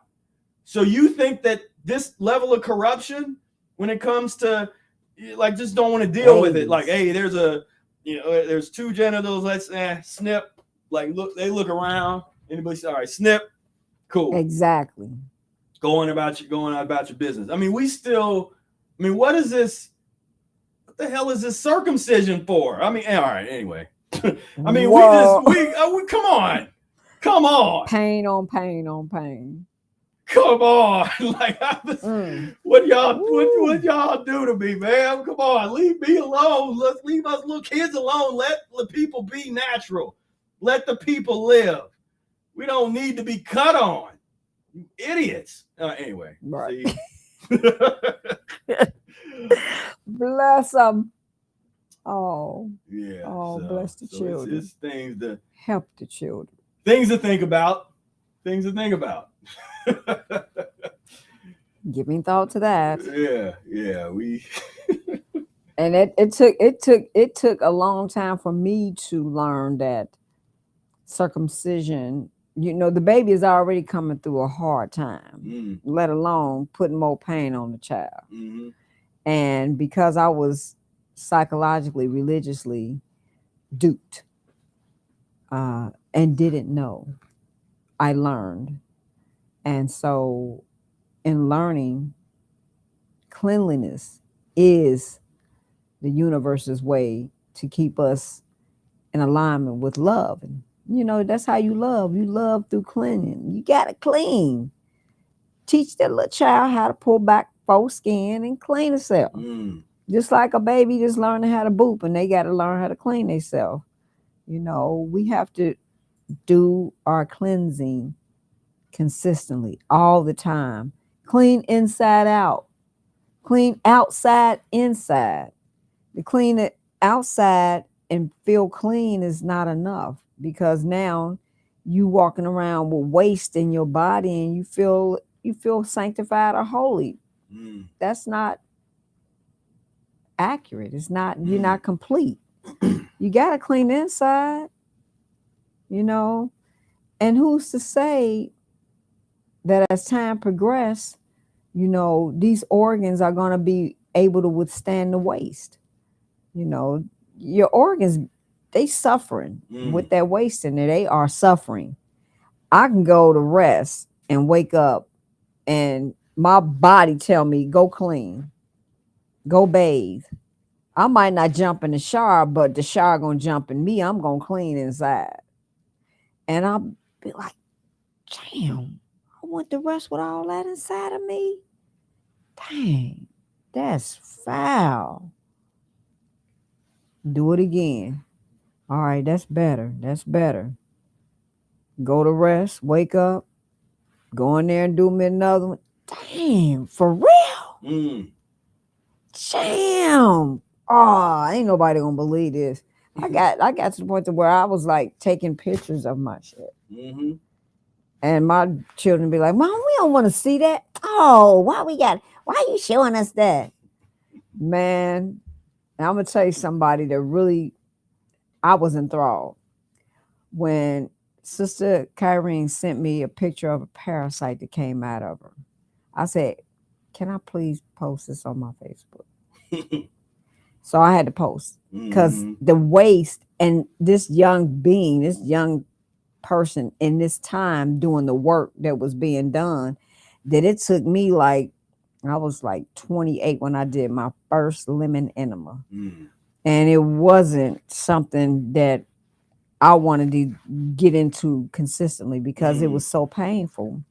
But when that waste and that mucoid plaque showed up, I was like, oh yeah, I gotta see what else is in there. Right. And over the course of time, years is gone by, I'm still cleansing, you know, and love it, you know. I bought my bag with me just in case I had time to give me one. I got it for real. You know, I carry my animal bag. You know, I figure if we carry first aid kits, shoot, that's part of it. I already know my van. I'm ready. Look, I'm ready okay. to go. Caravan, a caravan.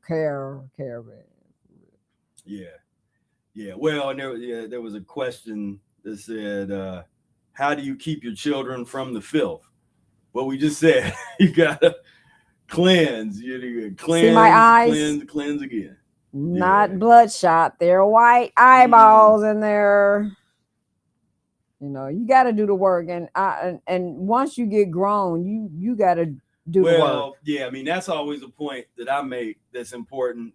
That because sometimes I'll have parents that don't practice a diet that say that they want to put their children on it. Right. And I'm like, nah, it's not gonna work. You have to be on it first. Exactly. And everything that you're gonna learn, that your body's gonna take you through this process, and you're gonna learn about how you can then take another little being through this transitional process. But that's complete true. The reality. Yeah. You know? You don't do it, them children, they're gonna have issues with getting to it, because now in this institutions they call schools, they are pressing for parents to give the children who they consider are behavioral children Ritalin. And Ritalin, some children react differently because depending on the diet, because some children that are like heavy flesh eaters, they are getting more antibiotics in their bodies because of the flesh they're eating. And some are getting the animals that have been injected with vaccinations and immunizations, and then they're getting the Ritalin. So they might have a more downward attitude. They might be introverted and like really zoned. So you have to look at each child during the course of the medication that's being administered to them. And most of the nurses, they're not in those classrooms watching. No. So they don't see that child's pulse and heart rate go up or down. All they can see is the child like psychologically in a zone. Well, and the whole thing is here's another topic, get us canceled, when that whole thing needs to be put in the dumpster and just flush down the toilet, because you got to let the kid, the kids we're not built to, I mean, if you just go back, I don't know, 1,000 years or 4,000 years or something, would we be sitting in a like little prison kind of room at a little desk watching a lecture when we're 7 years old back in the day? Or would we be out in the dirt, in the woods, in the mud, running around, discovering, playing with the bugs and plants and seeing the birds and that kind of stuff? Like, would that be more of a normal existence, or would sit here, don't say, but listen, but don't say, we're not wired for that. But here they came and said, oh, your child is acting up. So what we'll do, let's medicate your child. Give them drugs. Let's give them Say drugs. no to drugs. Yeah, right. Just say no, unless it's your doctor. And wow, like we said, this is not then, medical advice. Doctors are on drugs too. Yeah, everybody. Yeah, you show up and the doctor is you're smoking their camels and their blood.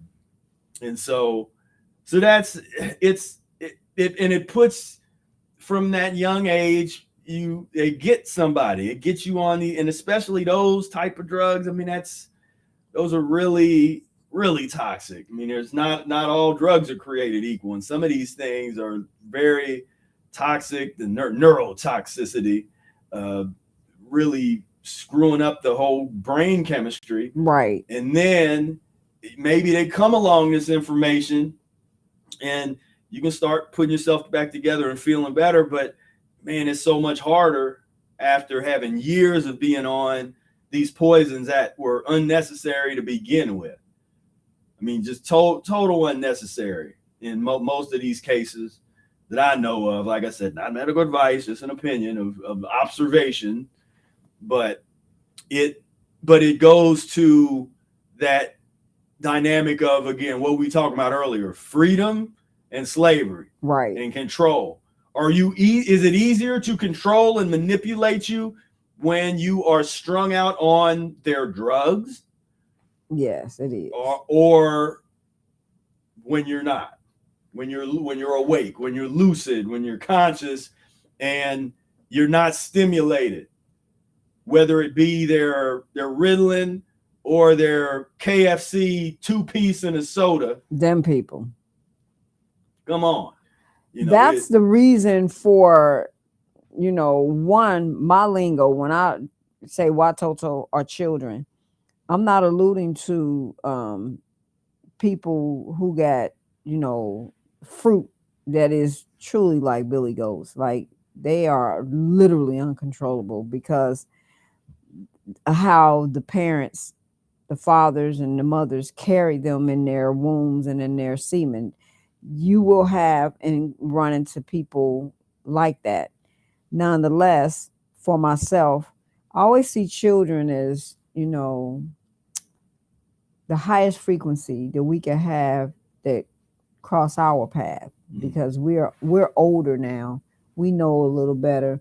When I first met you and I knew what you were doing, in my mind, I'm thinking, this is the generation that's gone. I mean, y'all like thrust, like you people need to come on, and just pushed us further ahead without our knowledge. And for us, knowing that children had that capacity, that your brain is more tweaked than a computer, so to say, the modern day drum. And you want to do more and you want to create more. And the more you create, the more you want to create. And we're like, what is this person up to? And when I look at all these gadgets and buttons, and I'm like, how can they in the world keep up with this stuff? Because, it's a lot for me to keep up with one child, let alone 100 children. I know how to do it, though. I didn't know how I was going to be able to do it. I just know how to do it. And I see what these things are now, and they are not just objects and things, but it's an integral part of your being. It's like, it's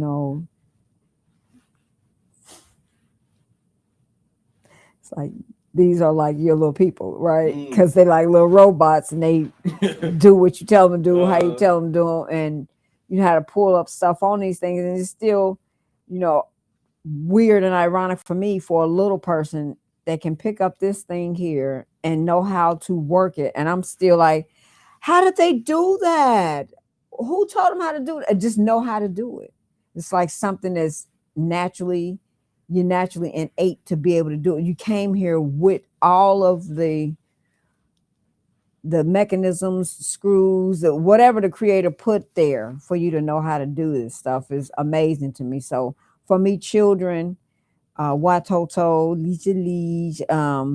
little ones, and kids, they have different vibrations and frequencies.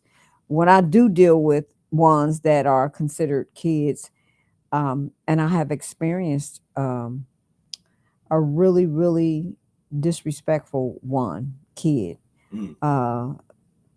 fight back, use profanity. I pulled up on the YouTube just recently and saw a little one that killed its parents. And this little person was a killer, liked killing. And I'm like, now that's a kid, and whatever they ate and however they thought, that person came into this planet and that was all on that person's mind. And that's how that person got its thrill, was to kill. And I met a woman who told me that her neighbor just told her not too long ago that her daughter pushed her daughter off a fire escape and killed her child. Now, just think, years and years went by, and this person had to live with this person knowing that her child pushed her child off a fire escape. And I'm like, that's constipation. That's some shit. Yeah. Heavy doo-doo. Tragedy of nutrition. It is. That is the tragedy. It is horrible. And so we have to do some real serious brainstorming with those people who want to help put these people out their misery, because their suicide is pretty swift, and they are self-destructing at a tremendous pace. It's still a lot more left, and we want to usher them out, shut down the slaughterhouses and shut down these other entities that have access to putting poison and disease inside of people, calling it legal, and it's necessary because the CDC commends this and recommends that. And we have to make sure that we get the people awakened to knowing their own power. Your breath, it's your own power. Breathe. Yeah. I breathe, therefore I am. I am. I am. Yeah. Yeah. So I have a question for many of our viewers. To what extent would you say that you would put down the worst thing that you could imagine that you indulge in and come to life, to become immortal, want to become immortal? Because some people don't want to be immortal. Some people, I had an elder told me, I said, girl, by the time I'm 100, you're going to be 200. She said, you out your mind. I ain't going to be no dog. I ain't living to be no dog 200 years old. I said, okay. Same person, same elder told me, girl, don't you get old. And I was like, I hear you, sister. And I understood why she said she didn't want to get to 200, because she wasn't feeling good at the age she was. Right. So that's for the viewers. Do you want to be immortal? Do you want to come into your infinite light? Are you ready? What's the worst thing you'll give up right now to come? Yeah. Because most people on the pus path, just the pus path. That's where the pus path. Most of the people, they have to rely on stimulant to feel good, just to get to a baseline, because they don't know what it feels like to feel good in their body without stimulation, without the coffee, without the weed, without the cigarette tobacco, without the I was there. I know. Name it, without the Taco Hell and the Burger King and the McDoodoo death. They, without all those things, because those are the things that make people feel, well, what's that James Brown where he's like, what's soul food, because it makes me feel happy. Ooh.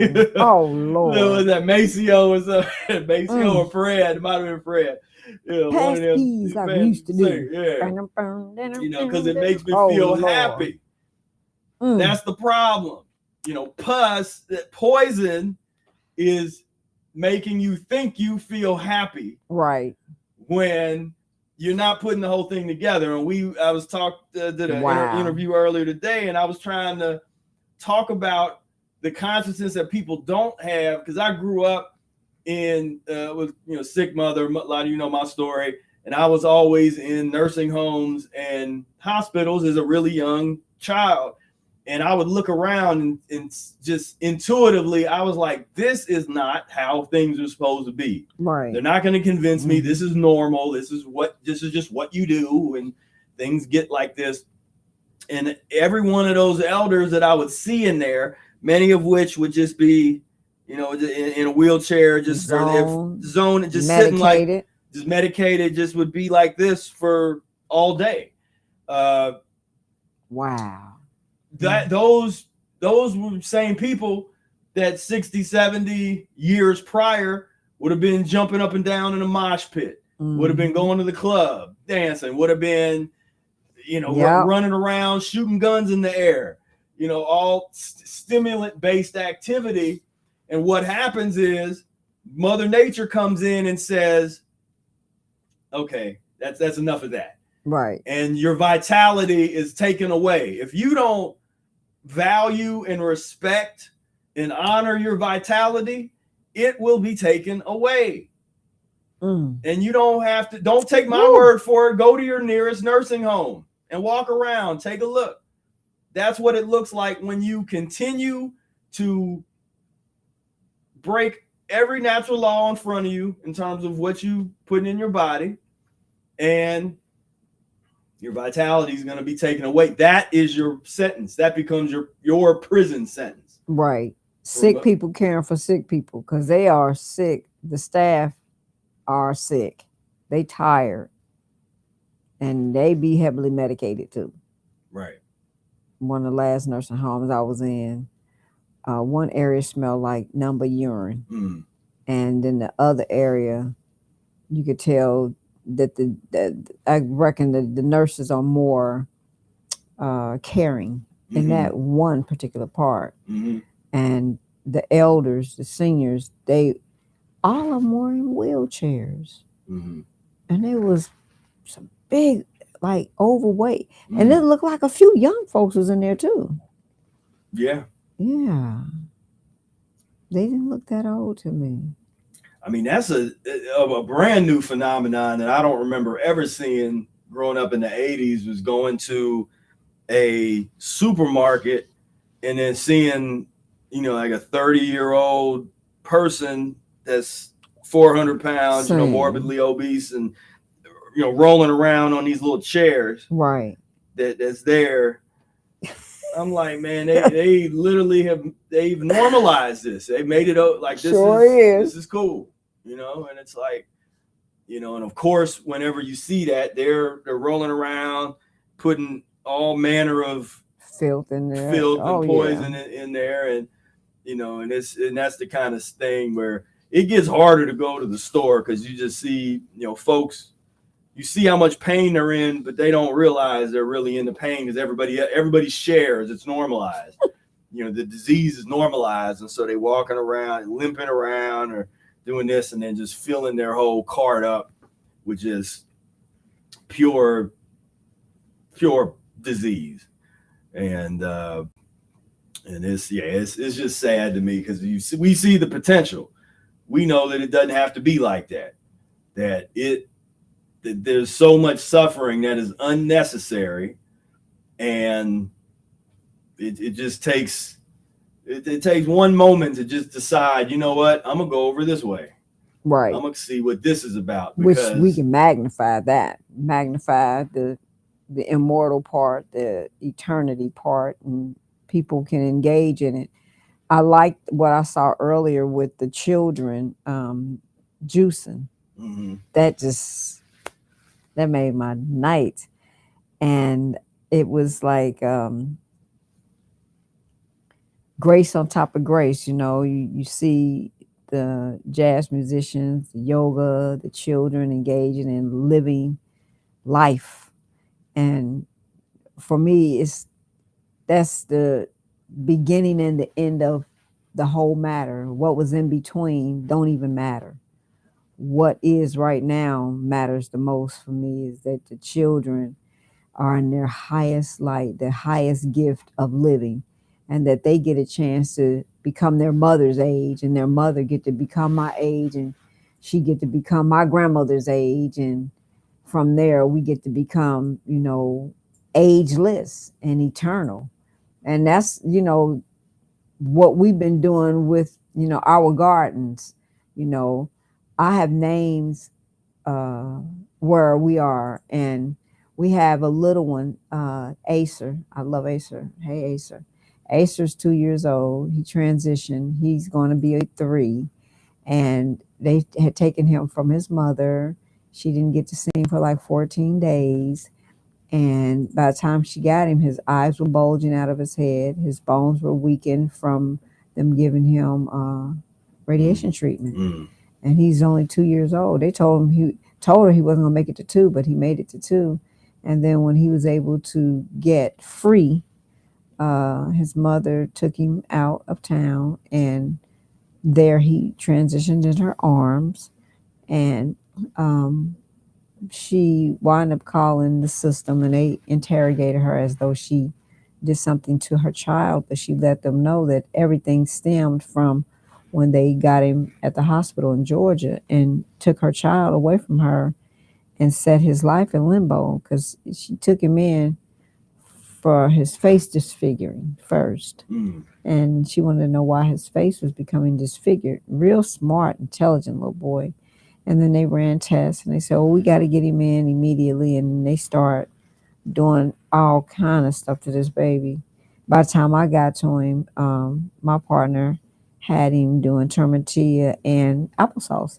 And he was doing so well. And one of our assistants at the center gave him an enema, and he even got better. He started talking. And then they kept calling her and telling her to bring him in, and he has an appointment.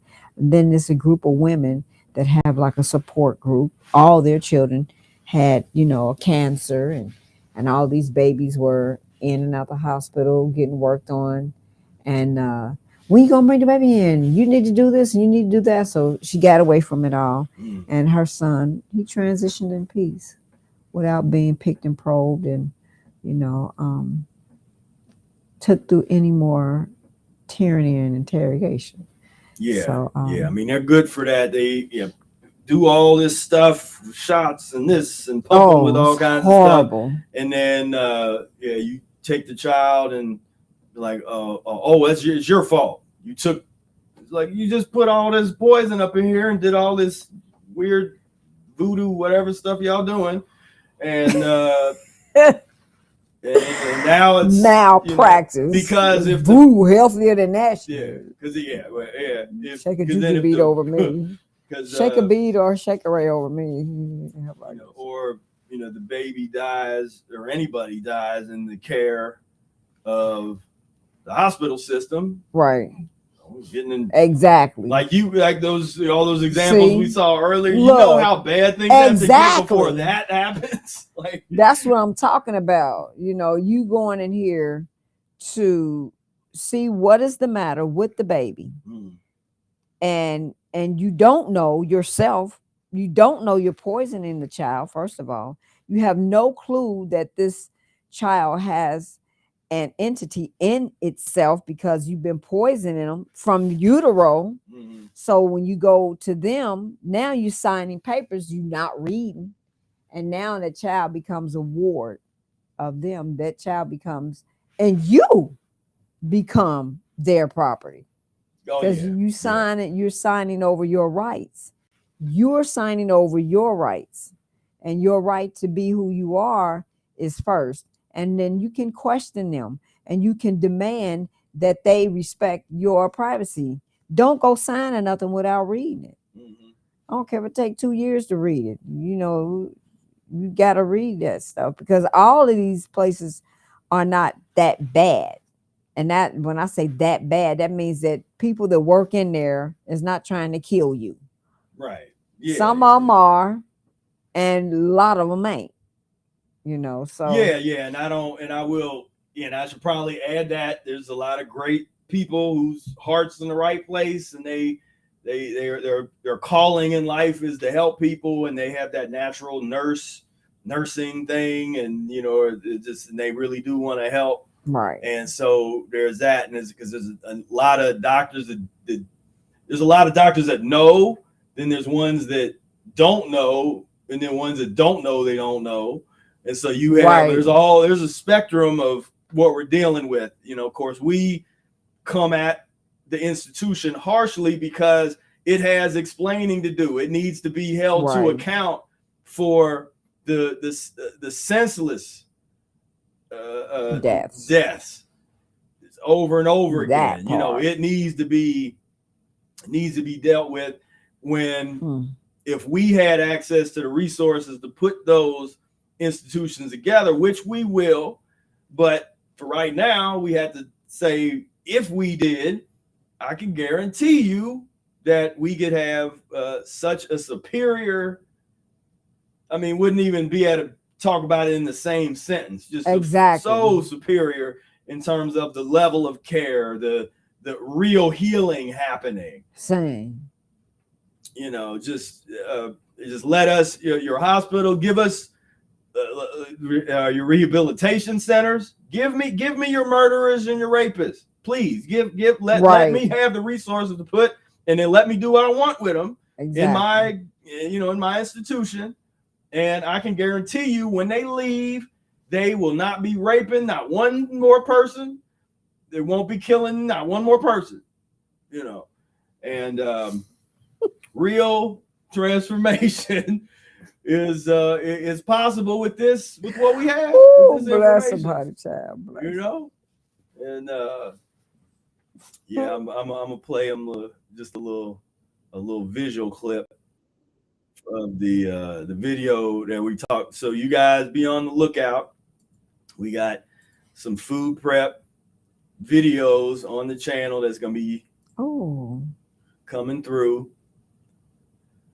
So this is fast forward here. A little pomegranate orange juice. Mia, Hannah, and Monica. And so we got a whole bunch of food prep videos that are going to be incoming. And let me see, let me grab that. Yeah, where they awesome. A good clip where they're picking their own pomegranates, picking the fruit out the tree. And so so this is a lot of fun, and you can look forward. These videos will be coming up on the channel very soon. And because I've always said that we should do, I know people have always wanted a lot of food prep videos. I'm not a big food prep video person.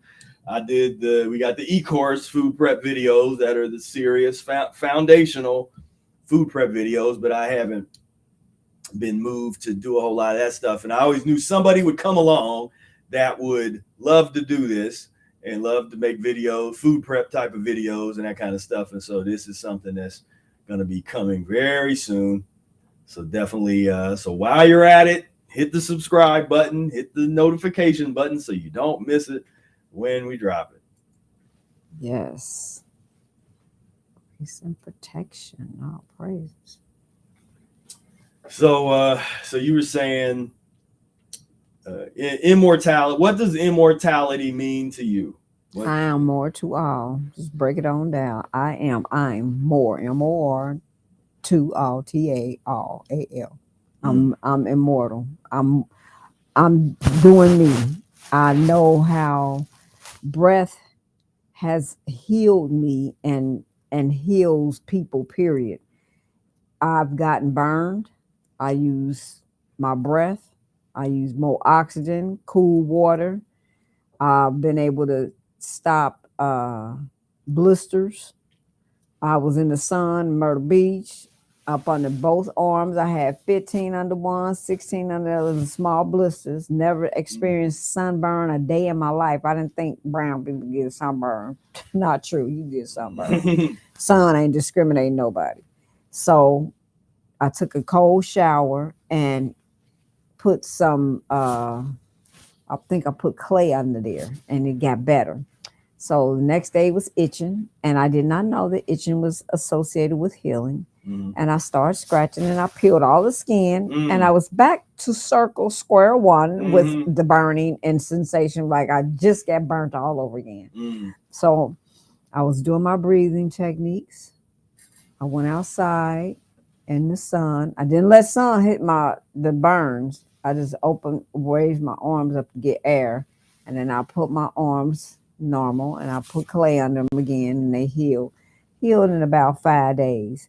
But it was so severe. The burns were so severe.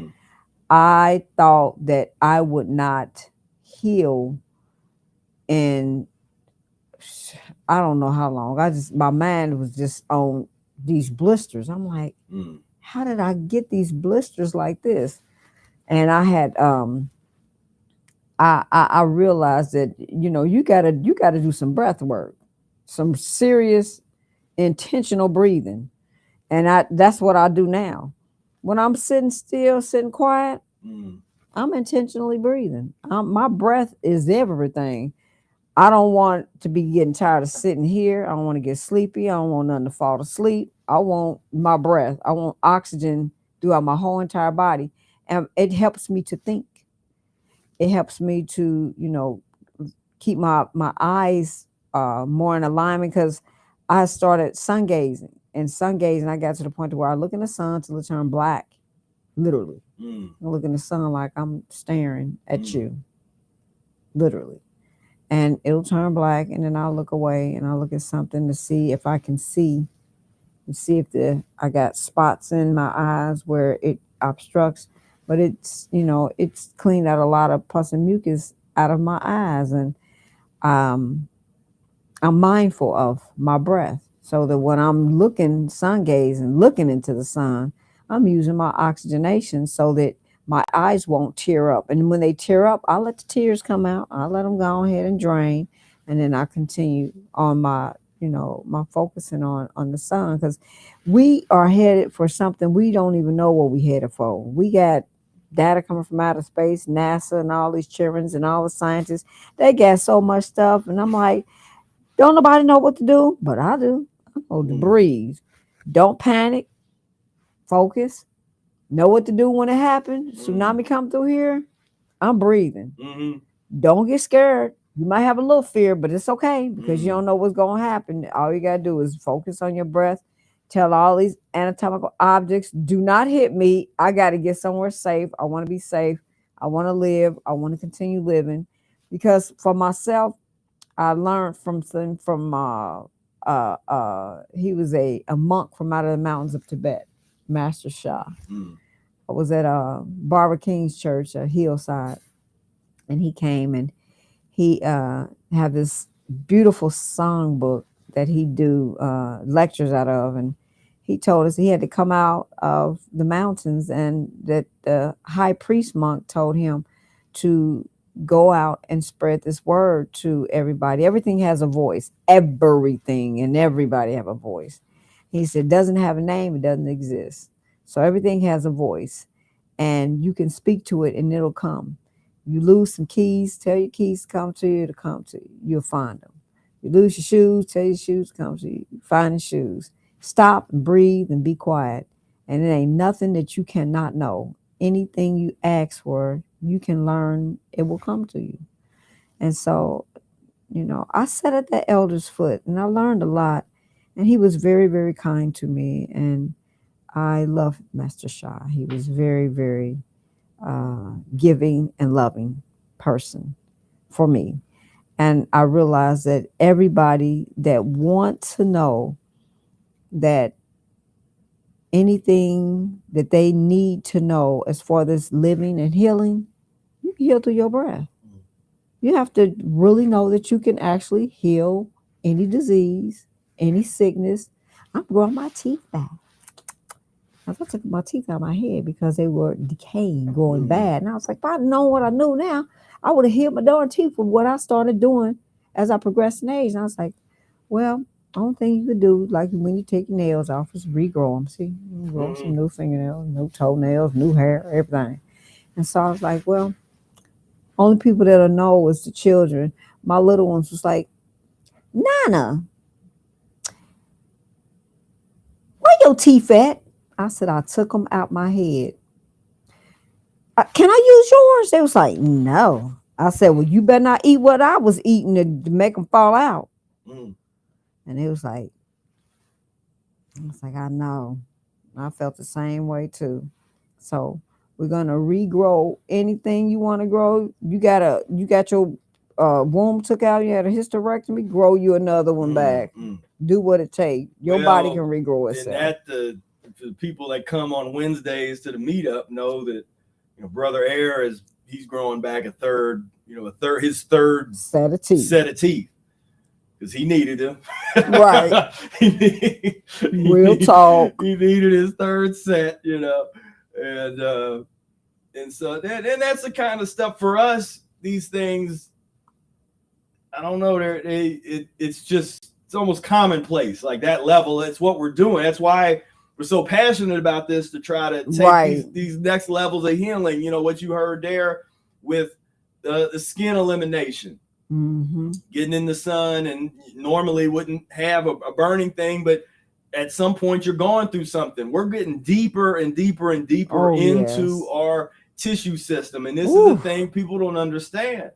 When you say this is a real path of healing, it's not just about let me lose a few pounds so I can look good on Instagram and go to the gym and have a beach body. It's like, man, we are trying to do some work. We are going as deep as we possibly can into our blood, into our body, our system.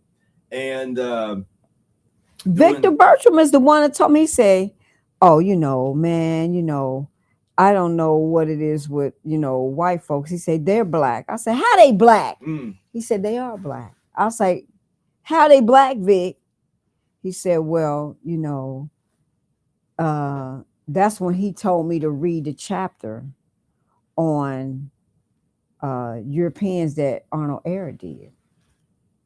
And so when I reread it, and I read it, and then he told me to read the piece about bald heads, when when our hair fall out and stuff, or when our hair turn white and stuff. And I was like, this much. He got so deep into the cellular, our tissues. I knew that it made me, that's what made me want to fast more. I wasn't fasting like I was fasting then. I fast with ease now. I can go a whole day and not remember that I didn't eat. But it's not that I'm trying to remember that I didn't eat. It's because it's intentional. I'm not eating because I didn't want to eat today. And so today was a day that I was like, I'm gonna eat me some raisins and some applesauce. And I really wanted for my granddaughter to actually eat them. So I waited. And so her mother went to work. And so I was like, she was looking at me, and I was like, gave her some, and she ate some. She's like, so she ate more. And I wanted her to eat applesauce and raisins since I've been there. I would see the applesauce, but I wasn't feeding it to her because her mother was feeding her. So I was like, I'm going to give her some applesauce and raisins today. And she ate so much, and she ate really good. And I was really happy. And then she told me pot. I was like, what? Pot? Yes. I said, but you got on a diaper. I said, you can go ahead and do what you got to do. But I'm so glad you told me pot. And so children learning is always, that's something brand new under the sun for me, because I'm always dealing with different children a lot. And I really enjoy watching the progression of children. Where we are in Atlanta, we have a slew of children to come through there. And one of the babies, I would love to share that on this phone with one of the children that gave his gratitude. And this young man, I laughed so, I thought it was so beautiful. He said, I'm grateful for my family. I'm grateful for my enemas in this circle filled with people. And I was so elated. And his siblings did the same exact thing. And so I was like, this is amazing.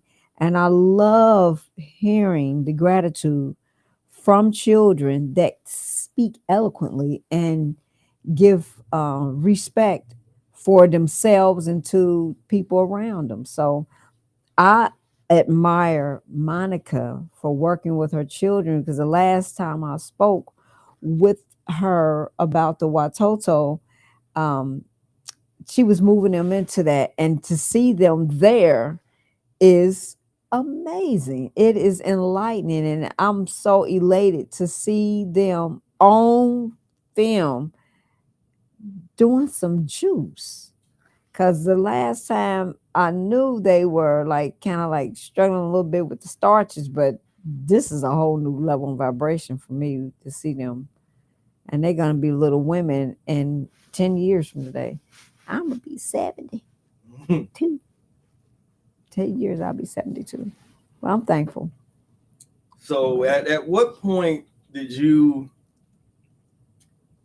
know or feel that you had a call? You know, I'll say a calling, but that thing inside you that to help people, you know, to help to from whether it's children or elders, like what is that? What do you think that is? I know that came from my mother. That came from my mother when I was in utero, because when we got here, my grandfather was living with us, and we would watch my grandfather, and he's a healer.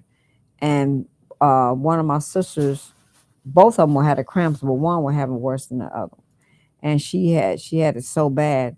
We would sit there and watch him like this, and he would take his hand and put on her stomach and just move his hand like this and then just shake it. And we would hear her go from hollering and moaning to, oh, oh. And that just amazed me to see this tall, brown, dark man, darn near jet black, putting his hand on this girl's stomach and shaking it, and then take it and shake his hand like that. And she go from to, oh. That just amazed me. And he had a way with, healing. When I got hit by a car when I was about 7 or 8 years old. And my mother said, me wearing all holy underwear to school. And I happened to wear some holy underwear that day. I remember really well. I had a peach dress on. I really loved that blue dress. And at the time, my mother was in a body cast from the waist all the way down to her feet. And my grandfather chisels my mother out the cast to come to see me at the hospital. I had 2 broken legs at the time. They told my father I would walk with a limp for the rest of my days. And before my father transitioned, he said, Karen, I thought you was going to walk with a limp. I was like, He said, well, how can you do all of that stuff? I said, because I don't eat a bunch of junk. And so I was putting my leg over my head and doing the yogasana, this posture that I was doing. And he said, I should have listened to you. I said, what you mean? He said, I should have did what you told me to do. I said, well, you got a chance to do it again. And he said, I remember your Uncle Larry told me that the herbs, they heal people. I was like, they help heal. But, I asked my father, could I give him an edible one time? He's like, no. He got better, though. So this is one of the little books I like to share with the little children. It's a little vegan book. That's one. That looks like the one from years ago. It is from years ago. I was like, man, that encourages me. Yeah. That makes children want to heal. Yeah. Because when they see the cruelty to animals, my granddaughters, they love animals. I mean, love animals. If she saw a cricket, she'll be like, oh, pick the cricket up. Other children will be spazzing. Not them. They'll pick up insects. They are innately gifted to heal, to want to heal, to compassion. My grandsons are like that. One of my grandsons was getting chastised, and his brother was like, hugged him and was rubbing him. I was like, that's in these babies. They naturally want to console. I saw my hand itching. Must be getting hook me up with something. It was a NPR news. They showed a snippet of these drones that had came down on the land over there. I'm going to say the name, and showed a little youth laying in the bed, bandaged. And I'm like, that really, disturbed me, because I wanted for people who was talking about going into the military, don't do that. Let's call for the folks to call for the troops to come home, because they ain't got no business over there, and they ain't got no business indulging in none of that. This shouldn't even be a war in this day and time. But because people are like psychologically constipated, they think that that's a norm. And I'm like, right, that's not normal. They won't even allow for the physicians and the people that's coming through there, even through FEMA, that want to come help to heal people. They won't allow for them to come through there. Right. Yeah.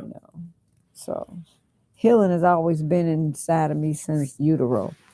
And I'm going to continue to do it and encourage people to do it, to heal themselves, do yourself, and then help other people that see you as a healthier person to influence them and encourage them. This is so mystic. I really enjoy that. I don't know what that is. I feel like smoke is behind us. Yeah. That's interesting, because that's always just impressed me, because you're always helping somebody. You're going to work with the elder or taking care of youth, or and you have had the courage to just be you and live the life you want without asking for permission from like, hey, my life matters. Can I do? Is it okay if I go help people? It's like, no, you just do it, because it's the right thing to do. Makes you feel good. I had a situation now when we went to Japan, and they were really like dealing with some biasness. They didn't take myself or my partner, my husband at the time. They took my child. And that right there, I got instantaneously, like that water. You see all them crystals in that water? I got like that. I had to become transparent. I had to become the child. And so I went in there with my youth, and they taken my child to interrogate her. And I'm like, what the heck is this? Like, literally took her behind a closed door. And I'm like, okay, now I know her father had gotten inebriated, because he don't like planes. So they were going to kick this motherfucker off the plane. And I'm like, why is he acting like this? So he finally got a hold of himself, got his joy juice in him, and was calm and just looking around like he just wanted. I said, watch the movie. So we watched the movie about Yellowstone Park and this geyser. So at any given time, we can get a tsunami or earthquake right now as we speak. And when we landed in Japan, they said, they speak in Japanese. And they say, yo. And we like, what are you doing? I'm saying, what? Why are you taking my daughter? They say, like, wait, right here. And so they take her, and I was like, asking somebody like to interpret for me, because I don't know what they're saying. So Ayana came back out, and I said, what did they do? Did they touch you? She was like, no. I said, so what was they asking you? They had an interpreter in there, and they asked her, did she have anything on her person? And I was like, but what else did they ask you? Did they do anything else to you? She said, no. And I was like, what would they do this? What? And I think what it was is they were trying to push to see whether they could get us torn apart, split apart. Yeah. And I said, these MFs, they severe, not only are they severely constipated, but hateful. Because they didn't do nobody else like that except for us. Nobody. Yeah, no, international travel and customs is no joke. Because you going places where now, I mean, you learn how to deal with the constipation. Just as you start to figure out how to deal with the constipation of the here, you go someplace else and they got a whole other level of constipation. Oh man, that was critical. Because I couldn't experience or know no kind of fear. I had to know how to go inside this child's mind so they wouldn't do anything offensive or abusive to her. Mm-hmm. And I had to stand there having an out-of-body experience and let them know that there's no fear here and there will be consequences for you all, period. Because I couldn't rely on this trigger. Right. Drunk. Yeah. That was deep. And I know from being inside of her mind, she knew what to do and what to say. And she knew how to be in alignment with nature. And not to look at them as bad people, but that they don't know. They don't know no better, Because how long? When was that? How long? 2010. 2010. Okay. Yeah. And we was there for 3 days, and they was like, Tekoa, you want to eat? I was like, I'm gonna eat something. I'm gonna eat.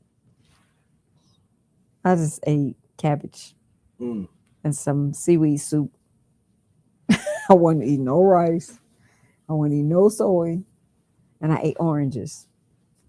And they had Japanese pears. And what were you doing there? We went for an event. It was the women's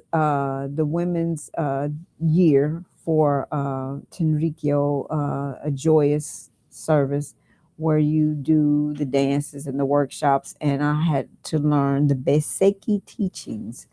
And Oyasama is the God the parent who helps you to remove dust. And so I was like, I was asking one of the instructors that was teaching the Beseki teachings, isn't eating animals dust? And he was like, no. He started explaining to me, and I was like, that's dust. That's dust. So I still, interject and keep letting them know. Now I got a couple of little god babies, Amy, Arthur, Alex, Andrew. I mean, you talking about smart. Arthur plays golf. Amy's a cheerleader. Alex, he's a YouTube guru. He has his own little YouTube. And Andrew, he's really, really smart. I think Andrew likes baseball. But they are, I'm an advocate of, getting the children there. I know grown folks where they at. They want to be where they're at. But I still encourage them, So they'll be getting these when I see them again. Because they show them, or do you hand them? You have ones you hand out, or you just let them kind of see it? I gotta hand them out because I used to have like I remember though, like from 2003. Yeah, Peter, stop giving them. Now you can order a kit from Peter. And they'll give you some. But I had Savananas will have stacks and stacks of them, and then unfortunately they had so many constipated folks in there. They stopped bringing them in because they used to bring them by a ton loads, and I used to just swipe, and I would give them out to people for their children. And I had some for my grandson when I came here. I used to call him Professor when he was born. And so when I met you, I thought about Moshe when he was born. I was like, Moshe gonna be like Spira. Professor Spira, Professor. I didn't know your name was Professor Spira till I think about 3 years later, because we was like, Mike. And then you start teaching. And I was like, boy, I ain't a good place to bring this to the youth up there at the university on the campus. And I couldn't imagine how many vegetarians now down there on campus, but it's a whole lot. And I would hope it's like that here, Cincinnati. Is it? No. I mean, more up. There's probably more up here in Columbus and in Cincinnati, but yeah, the mid don't get us started. We're getting ready to get a movement going. A bowel movement. It needs this whole Midwest thing needs serious bowel movements. And, right. Yeah, just like you're right. Super duper enemas, because it's just. Ooh, child, you right about that. So much constipation, just constipated consciousness. I wanted to get on the bus just to see Cincinnati. And when I did, the woman was like, she wouldn't let me get on the bus. And it's cold outside. Is that trolley thing? No, this is the bus. I was up in Madisonville just getting ready to get on the bus because I was wanted to check it out. Yeah. And she told me I couldn't get on the bus, because they do layovers. I was like, well, I can't sit on the bus during the layover. So I sat on the bench, but I got me one across the street at this place called Llamas, got me some herb tea. And the little baby, little European baby, she was like, what size would you like? And I say, this size, because I really need change. And she coughs. She coughs over my stuff. She coughed over my stuff, poor thing. I was like, oh. Should I walk out the store, but I really need change. I don't want to tell her she can have the herb, which I should have did. I should have said, babe, you can go on and have it because I saw you cough over it. But I went ahead and I took it and I was like, thank you. And I was like, oh my goodness, she just so coughed over my stuff. I don't know if she covered her mouth or not, but she was a sweet little baby. And I took it and she gave me the change and I went across the street. And so I prayed over it, hallelujah. And I didn't get sick, thank the Creator, and I drank it because it was really cold. And the bus driver pulls up, and she's like an overweight Negro woman, your sister girl, and she's like, she says to the brother man that I was at the bus stop with, his name was Tracy, and we both had on red, black, and green Bob Marley attire. And she asked him what football team did she think was going to win. And so they started engaging. And I was just looking at, her physiology and thinking, how long would this person be driving the bus? And how long could she actually sit there and do this whole day with all the stuff in her? And so during the course of people getting on the bus, it was kind of tripping me out. So this woman gets on the bus and I'm just looking at her and I'm like, wow, this place is really not well. And the people that's in this place is really sick. So I finally see this woman get on the bus and I'm looking at her and she knows the lady. And she says to her, do I need to bring the seat down or bring the floor down so the woman can get on the She said, yeah. So she lowers the step so the woman can get on. And when the woman gets on the bus, I'm looking at this woman and I'm like, oh my God, look at this woman. And she's just, I was going to show you a picture of her. I couldn't help. I had to take a picture of this girl. She wasn't a girl. She was an older woman. And when I tell you this woman was obnoxious. I'm looking at her. I'm like, this is tragic. This is a tragic scene of this woman. I don't think I got it on here. But I did want to take a snippet of it. She just looked rough. Yes, she had, when you're filled with different hormones, she had like a beard. And her head was like really protruded. And she had like chips and she had some other junk food, and she was just sitting on it, just gorging herself, and she was eating like this, and I was like watching her. And the bus driver asked me to move twice because I don't know if you know Mr. Robert, handicapped brother, usually he wears this kind of coat. It's like a mud cloth coat. He got on there on the bus, and I was looking, and I was like, "Hey, Mr. Rob, how you doing?" And he spoke and everything, but I don't think he really remembered me. And so I was like, this is getting to be a bit much being on this bus with these people. And so I was glad when I got to my destination downtown. I was going to the biostatistics. And when I got down there, I had to take care of some business. And I was like, should I get back on the bus? So I called one of my sisters, and my daughter came and picked me up, and she took me back because I didn't really want to get back on the bus knowing, it was people getting on the bus, and I didn't want to really be on there considering I had other means of transportation, and knowing I was going to be on there with constipation. Right. Like, I can't do this no longer. So I was thankful that I was able to get back to my destination without, So as you can't, we'll use this image since you can't find. Remember, you ought to have the kids. Your kids ought to be watching this. The young ones. Wow. This movie Wally. Is that a real person? Well, it's like a animated. But it represents people in the future. So this movie is set in the future. It's kind of like post-apocalypse, but it's a show. It's for children, like a cartoon, but it's kind of heavy. Like it's got some deepness to it, where it's like the last humans that they left Earth, because basically Earth just became this garbage can, and so they left Earth, and they're basically they can't.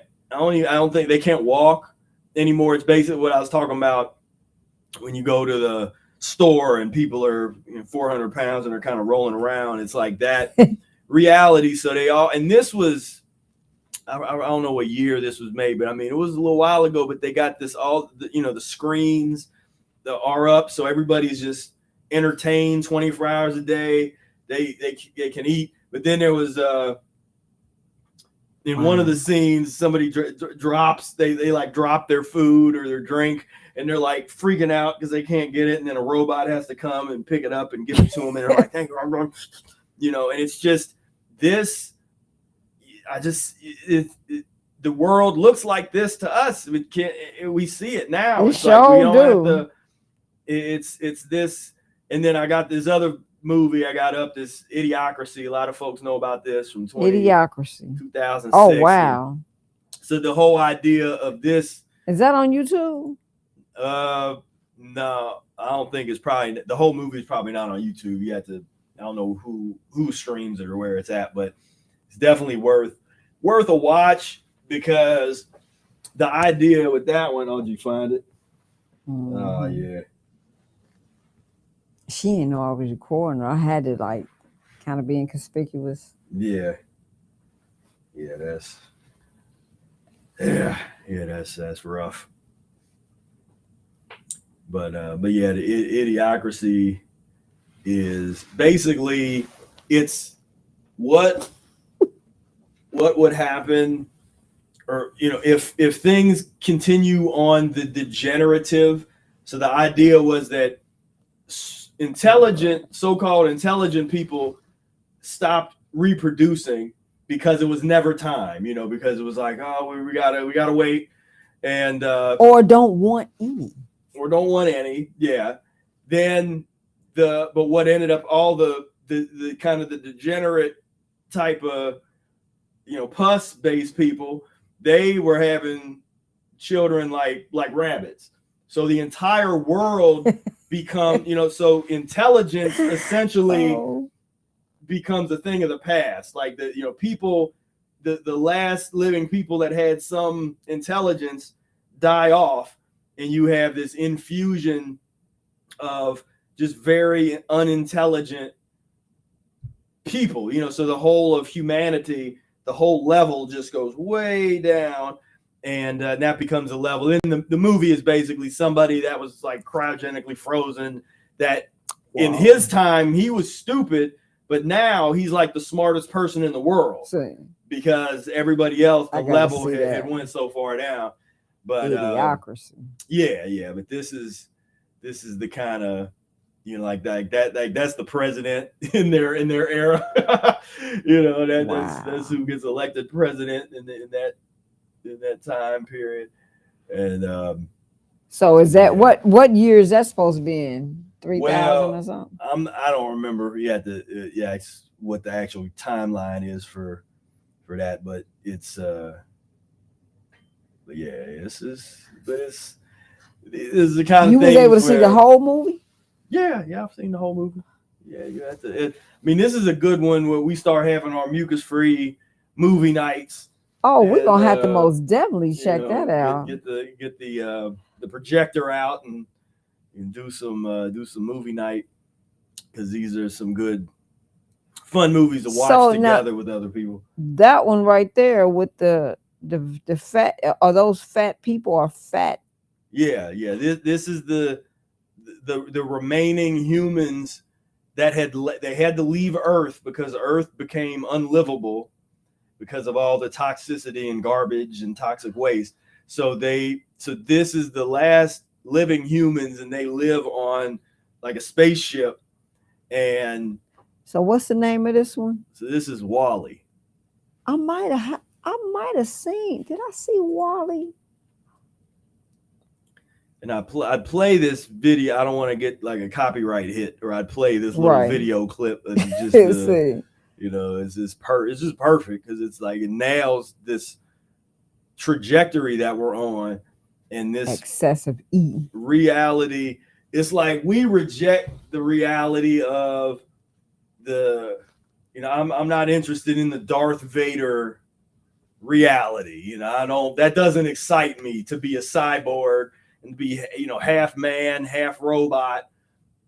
But that's what people want right now. That's what the death culture people are excited about, chips in their head, and, be able to add the computer chips into the body and the head, and, try to upload the consciousness into the cloud. That's something that's exciting people. They want to be able, because they've already just decided, well, I'm going to die pretty soon. So let me try to upload my consciousness into the cloud so that I can live. Wow. That's their version of immortality. That's what they're working on. They already gave up on this body thing. It's like, this ain't gonna work. But I can upload my consciousness into the mainframe, and then I can exist as a virtual being through my consciousness. That's interesting, because I seen a movie with Morgan Freeman, and what is that? Is it called Eve? It's a movie that's interesting like that, because the girl, I got to remember the name of that darn movie, but I know Morgan Freeman's in that movie, and he plays a scientist, and he writes this book, and the girl wind up getting injected with this kind of poison these guys trying to ship over to another country, and they using these gas, they putting it inside of these people, they just taking them, and they putting the poison inside of them to move the poison inside of their bodies, and when they get to where they going, they gonna kill them. But they want this poison, and the poison uploads all of this technology in the future, and the girl wind up at the end becoming the machine or in the computer. It's weird. I'm gonna get the name of it and send it to you, because it's a real interesting movie, and it had a lot of hits in the science world for people to really get it, because it was primarily what we are doing living now, how we eat, what we eat, the company we keep, the electronics we around. Said the movie is called Lucy. Okay. Jam it, man. You own it. Lucy. I would watch that 2 times. I was talking about Eve. Yeah, sure, right. Called her Eve. Yeah, that daggone movie was good. Okay. And had a lot of real scenes in there. I thought that it was. I love that movie. Mm. Yeah. Yeah. And that's the thing. It's like you got to filter through and you find those little gems, because humans are still, even as degenerate as we get, every once in a while we make something good. We make something that can elevate a little bit of consciousness, sometimes on accident. They'll make a movie, they don't even see the extra context and the things that we would like see. the Terminator. Yeah. It came out low budget, but it blew up. Right. Yeah. There's a bunch of, man, that's deep. The How consciousness. can I remember not Lucy? Yeah. That's my aunt name. One of my favorite aunt.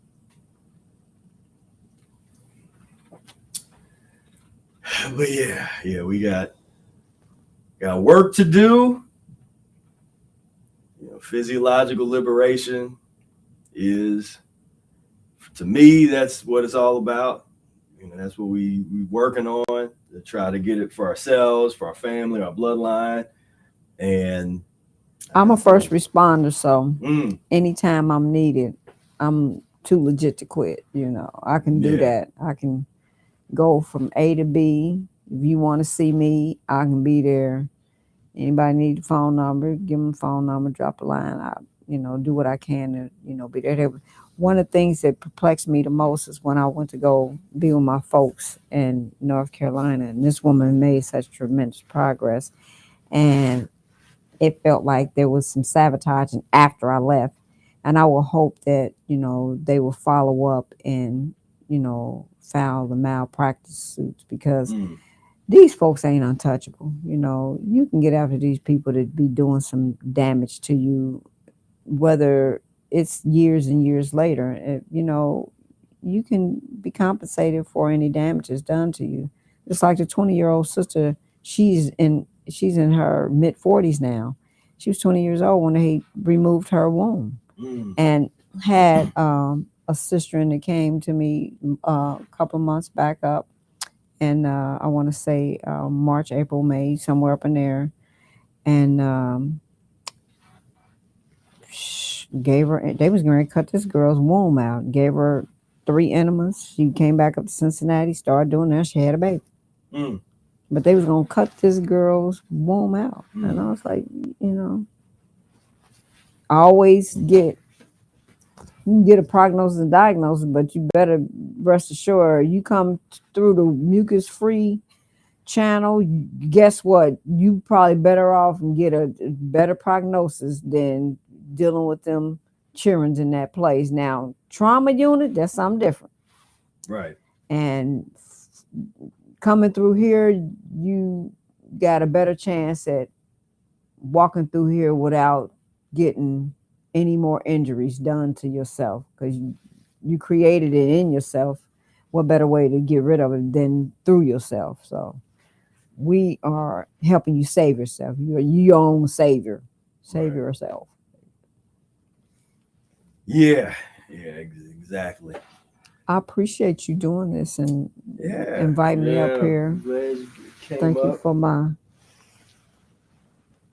chauffeur. Yeah. And I'm a dandelion. Driving Miss Dandelion in her rocking chair with all her children. I don't know if you ever seen Tales of the Hood. Have you ever sing that? Tells a long time ago, yeah. Yeah, I'm that little elder that was in that picture with all them little nigglets around. Yeah. The old dude was talking about, I'ma kill y'all. And every time he looked, somebody jumped out the picture. One time he looked, everybody was gone. Only one that was sitting there was grandma in the rocking chair, looked like. Yeah. So we on a healing path, and it might seem like a war path, but the own worst enemy you can have is in yourself. Enemy, get that bag and do an enema, and you ain't gotta have no more of them people. Clean it. Scott. Yeah. Yahweh. Yeah. Like we said, the secret, the real law of attraction. Ashe. Clean yourself up, and you will attract productivity, Right. produce. And, if you're eating the dead animal flesh, then you are on a trajectory to become a dead animal. Absolutely. And so you can pick a side, pick a direction. But yeah, everybody, thank Tekoa, and I thank you so much for being here. And this was wonderful. And I give a shout out to thank Trayvon for helping hooking everything Trayvon. up. And Reese, Brady. Thank you, Brady. Thank you, Monica. Children. Yeah, and Vadim and everybody in the R&D team, the research and development Brother team. Air everywhere. Brother Air. We thank you. Most definitely. And so thank you. You have done a tremendous, I'm taken with what you have done here. I am really in awe that you have made such progress. And thank you, Auntie Dorothy and your mother, for bringing you and letting you get the knowledge that you have, because I am like really in awe. I'm impressed. I really am. You're quite the young man. And he's a bachelor, you know. Come on, girls. Give me a call. I have his number. No. I want to make sure these children get these books, because I'm going to order some more. And then as soon as they start letting us know, they plug into the I'm interested with that one. That looks interesting. This one here? Yeah, the battered. Crated ones. Oh, yeah. Okay, yeah, it's got the I'm going footage. to let you hold it for a little spell, because I'm getting ready to order these so I can make sure I send them to my little ones. I got some little relatives in the Carolinas, and they, they still be eating snot dogs. And I want to make sure that they, the next ones that come in here, they ain't getting ready to get bombarded with. I tell you, who published this? Farm Sanctuary. I get a copy if it's out there. I'll find me a copy. I'll and you know what was so weird? Yeah, what was so weird is that the person that gave it to me, they was carnivore. Well, I don't want this. Yeah, they was like, I don't want this. You want this? Right. They just give me that. Yeah. I'll send it to you. So, all right, everybody. Well, I thank you all so much for tuning in. And one last time in the chat, I will invite you to my free training session and learn how to clean booty hole. Okay. Clean that ass 2024. That's what time it is. And clean that ass and see what happens. Okay. See what happens. More truth.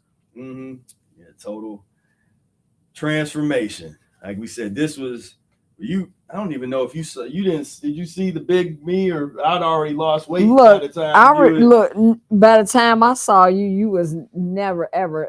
I had never saw you that size. Yeah. I want a picture of that. Let me get a picture of that picture. a picture. Oh yeah. I'll send that to my little nephew. You like, get Professor Spira. Wow. There's a question. What are the names of the books that you're passing out to kids and how to get them? This one here is called, and they are so old. That's why they're so old. Right. You see how old it is? I'll be keeping my stuff in an archive in like a trunk. That's the Kid's Guide to Helping Animals. Yeah. And she's a movie star, and she that little baby there. I don't know that. I think she's a movie star. I mean, do they still publish those? I don't think so. And if they do, I'll order some for you. I'll be sure to. It's called PETA Kids, that particular one. And of course, this one. Battered Birds, Crated Herds, How We Treat the Animals We Eat. And that one's on the back say use animals. Farm Sanctuary, published by Farm Sanctuary. And that one. Then I mean this is old. I don't know if you can find it. This is old school. This is the Why Vegan Boycott Cruelty Vegan Outreach. And when I had that one, I wanted to take that to the lawyers Michael Vick had on his case. They let him go straight to jail. He ain't had nothing to do with beating them damn dogs up. Right. And he had to pay a fine. I'm like, see, if he had been hooked up with the Mucus-free channel, he would have got up out of there. But yeah, no, I remember this one. Like when I started the diet, I remember them passing these out. You know. Oh, I love these. Yeah. I had a ton of these. Yeah, I gave them out to people. Yeah, but I'm sure I know they got versions of. There's like newer versions of some of these things. Oh yeah, they got celebrities in some of them now. Yeah. Yeah. Thank you, family. I love you all. I'm gonna watch this. Oh, Brother Ehret said Ayana's got a book. She published a book. Ayana does have a book. Let's see if I can find that book.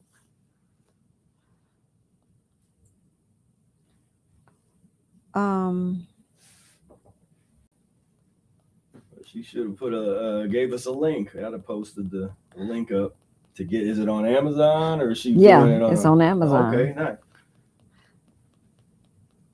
Is it under her name? Her name. Or she got a new. Yep, it's under her name.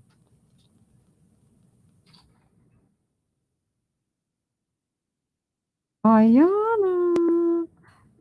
If she's listening, she could post it in the. Yeah, I sent him a link.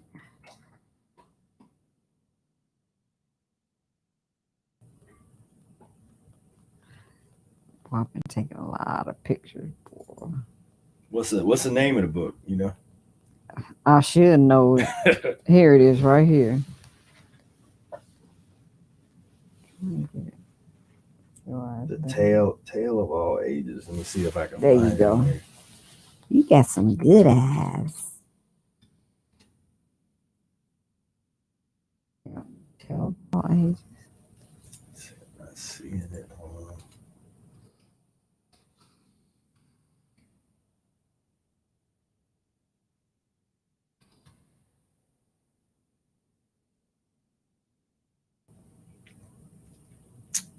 It's not popping up, so she'll have to send us a link, and we'll post up and promote the book. I sent you the book on your text. Okay, cool. All right, everybody, thank you all so much. Let's see, we clocked in. This was the 3 hour 22-minute really? session. Yeah. So we got a good. I thought I was gonna fall asleep, child. I did yawn twice though. No, I hid it. Yeah. So, all right, y'all. Well, I thank all of y'all for tuning in, and this has been a great discussion, and we look forward this year. See you at Ehret Day. Absolutely. I'm gonna be there Ehret Day, and I hope the moon be there. I like that moon. Yeah. That's the joint. You got it hooked up here. So, all right, everybody. Until next time, peace, love, and breath.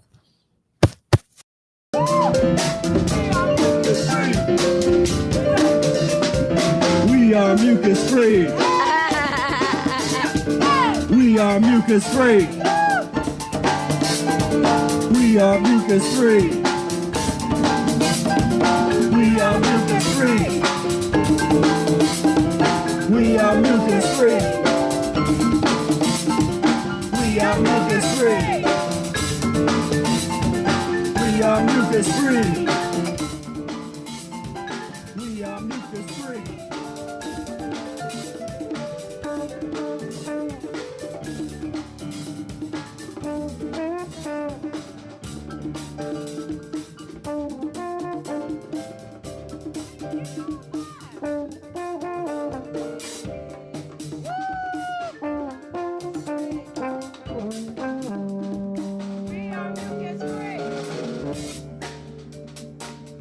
mucus-free.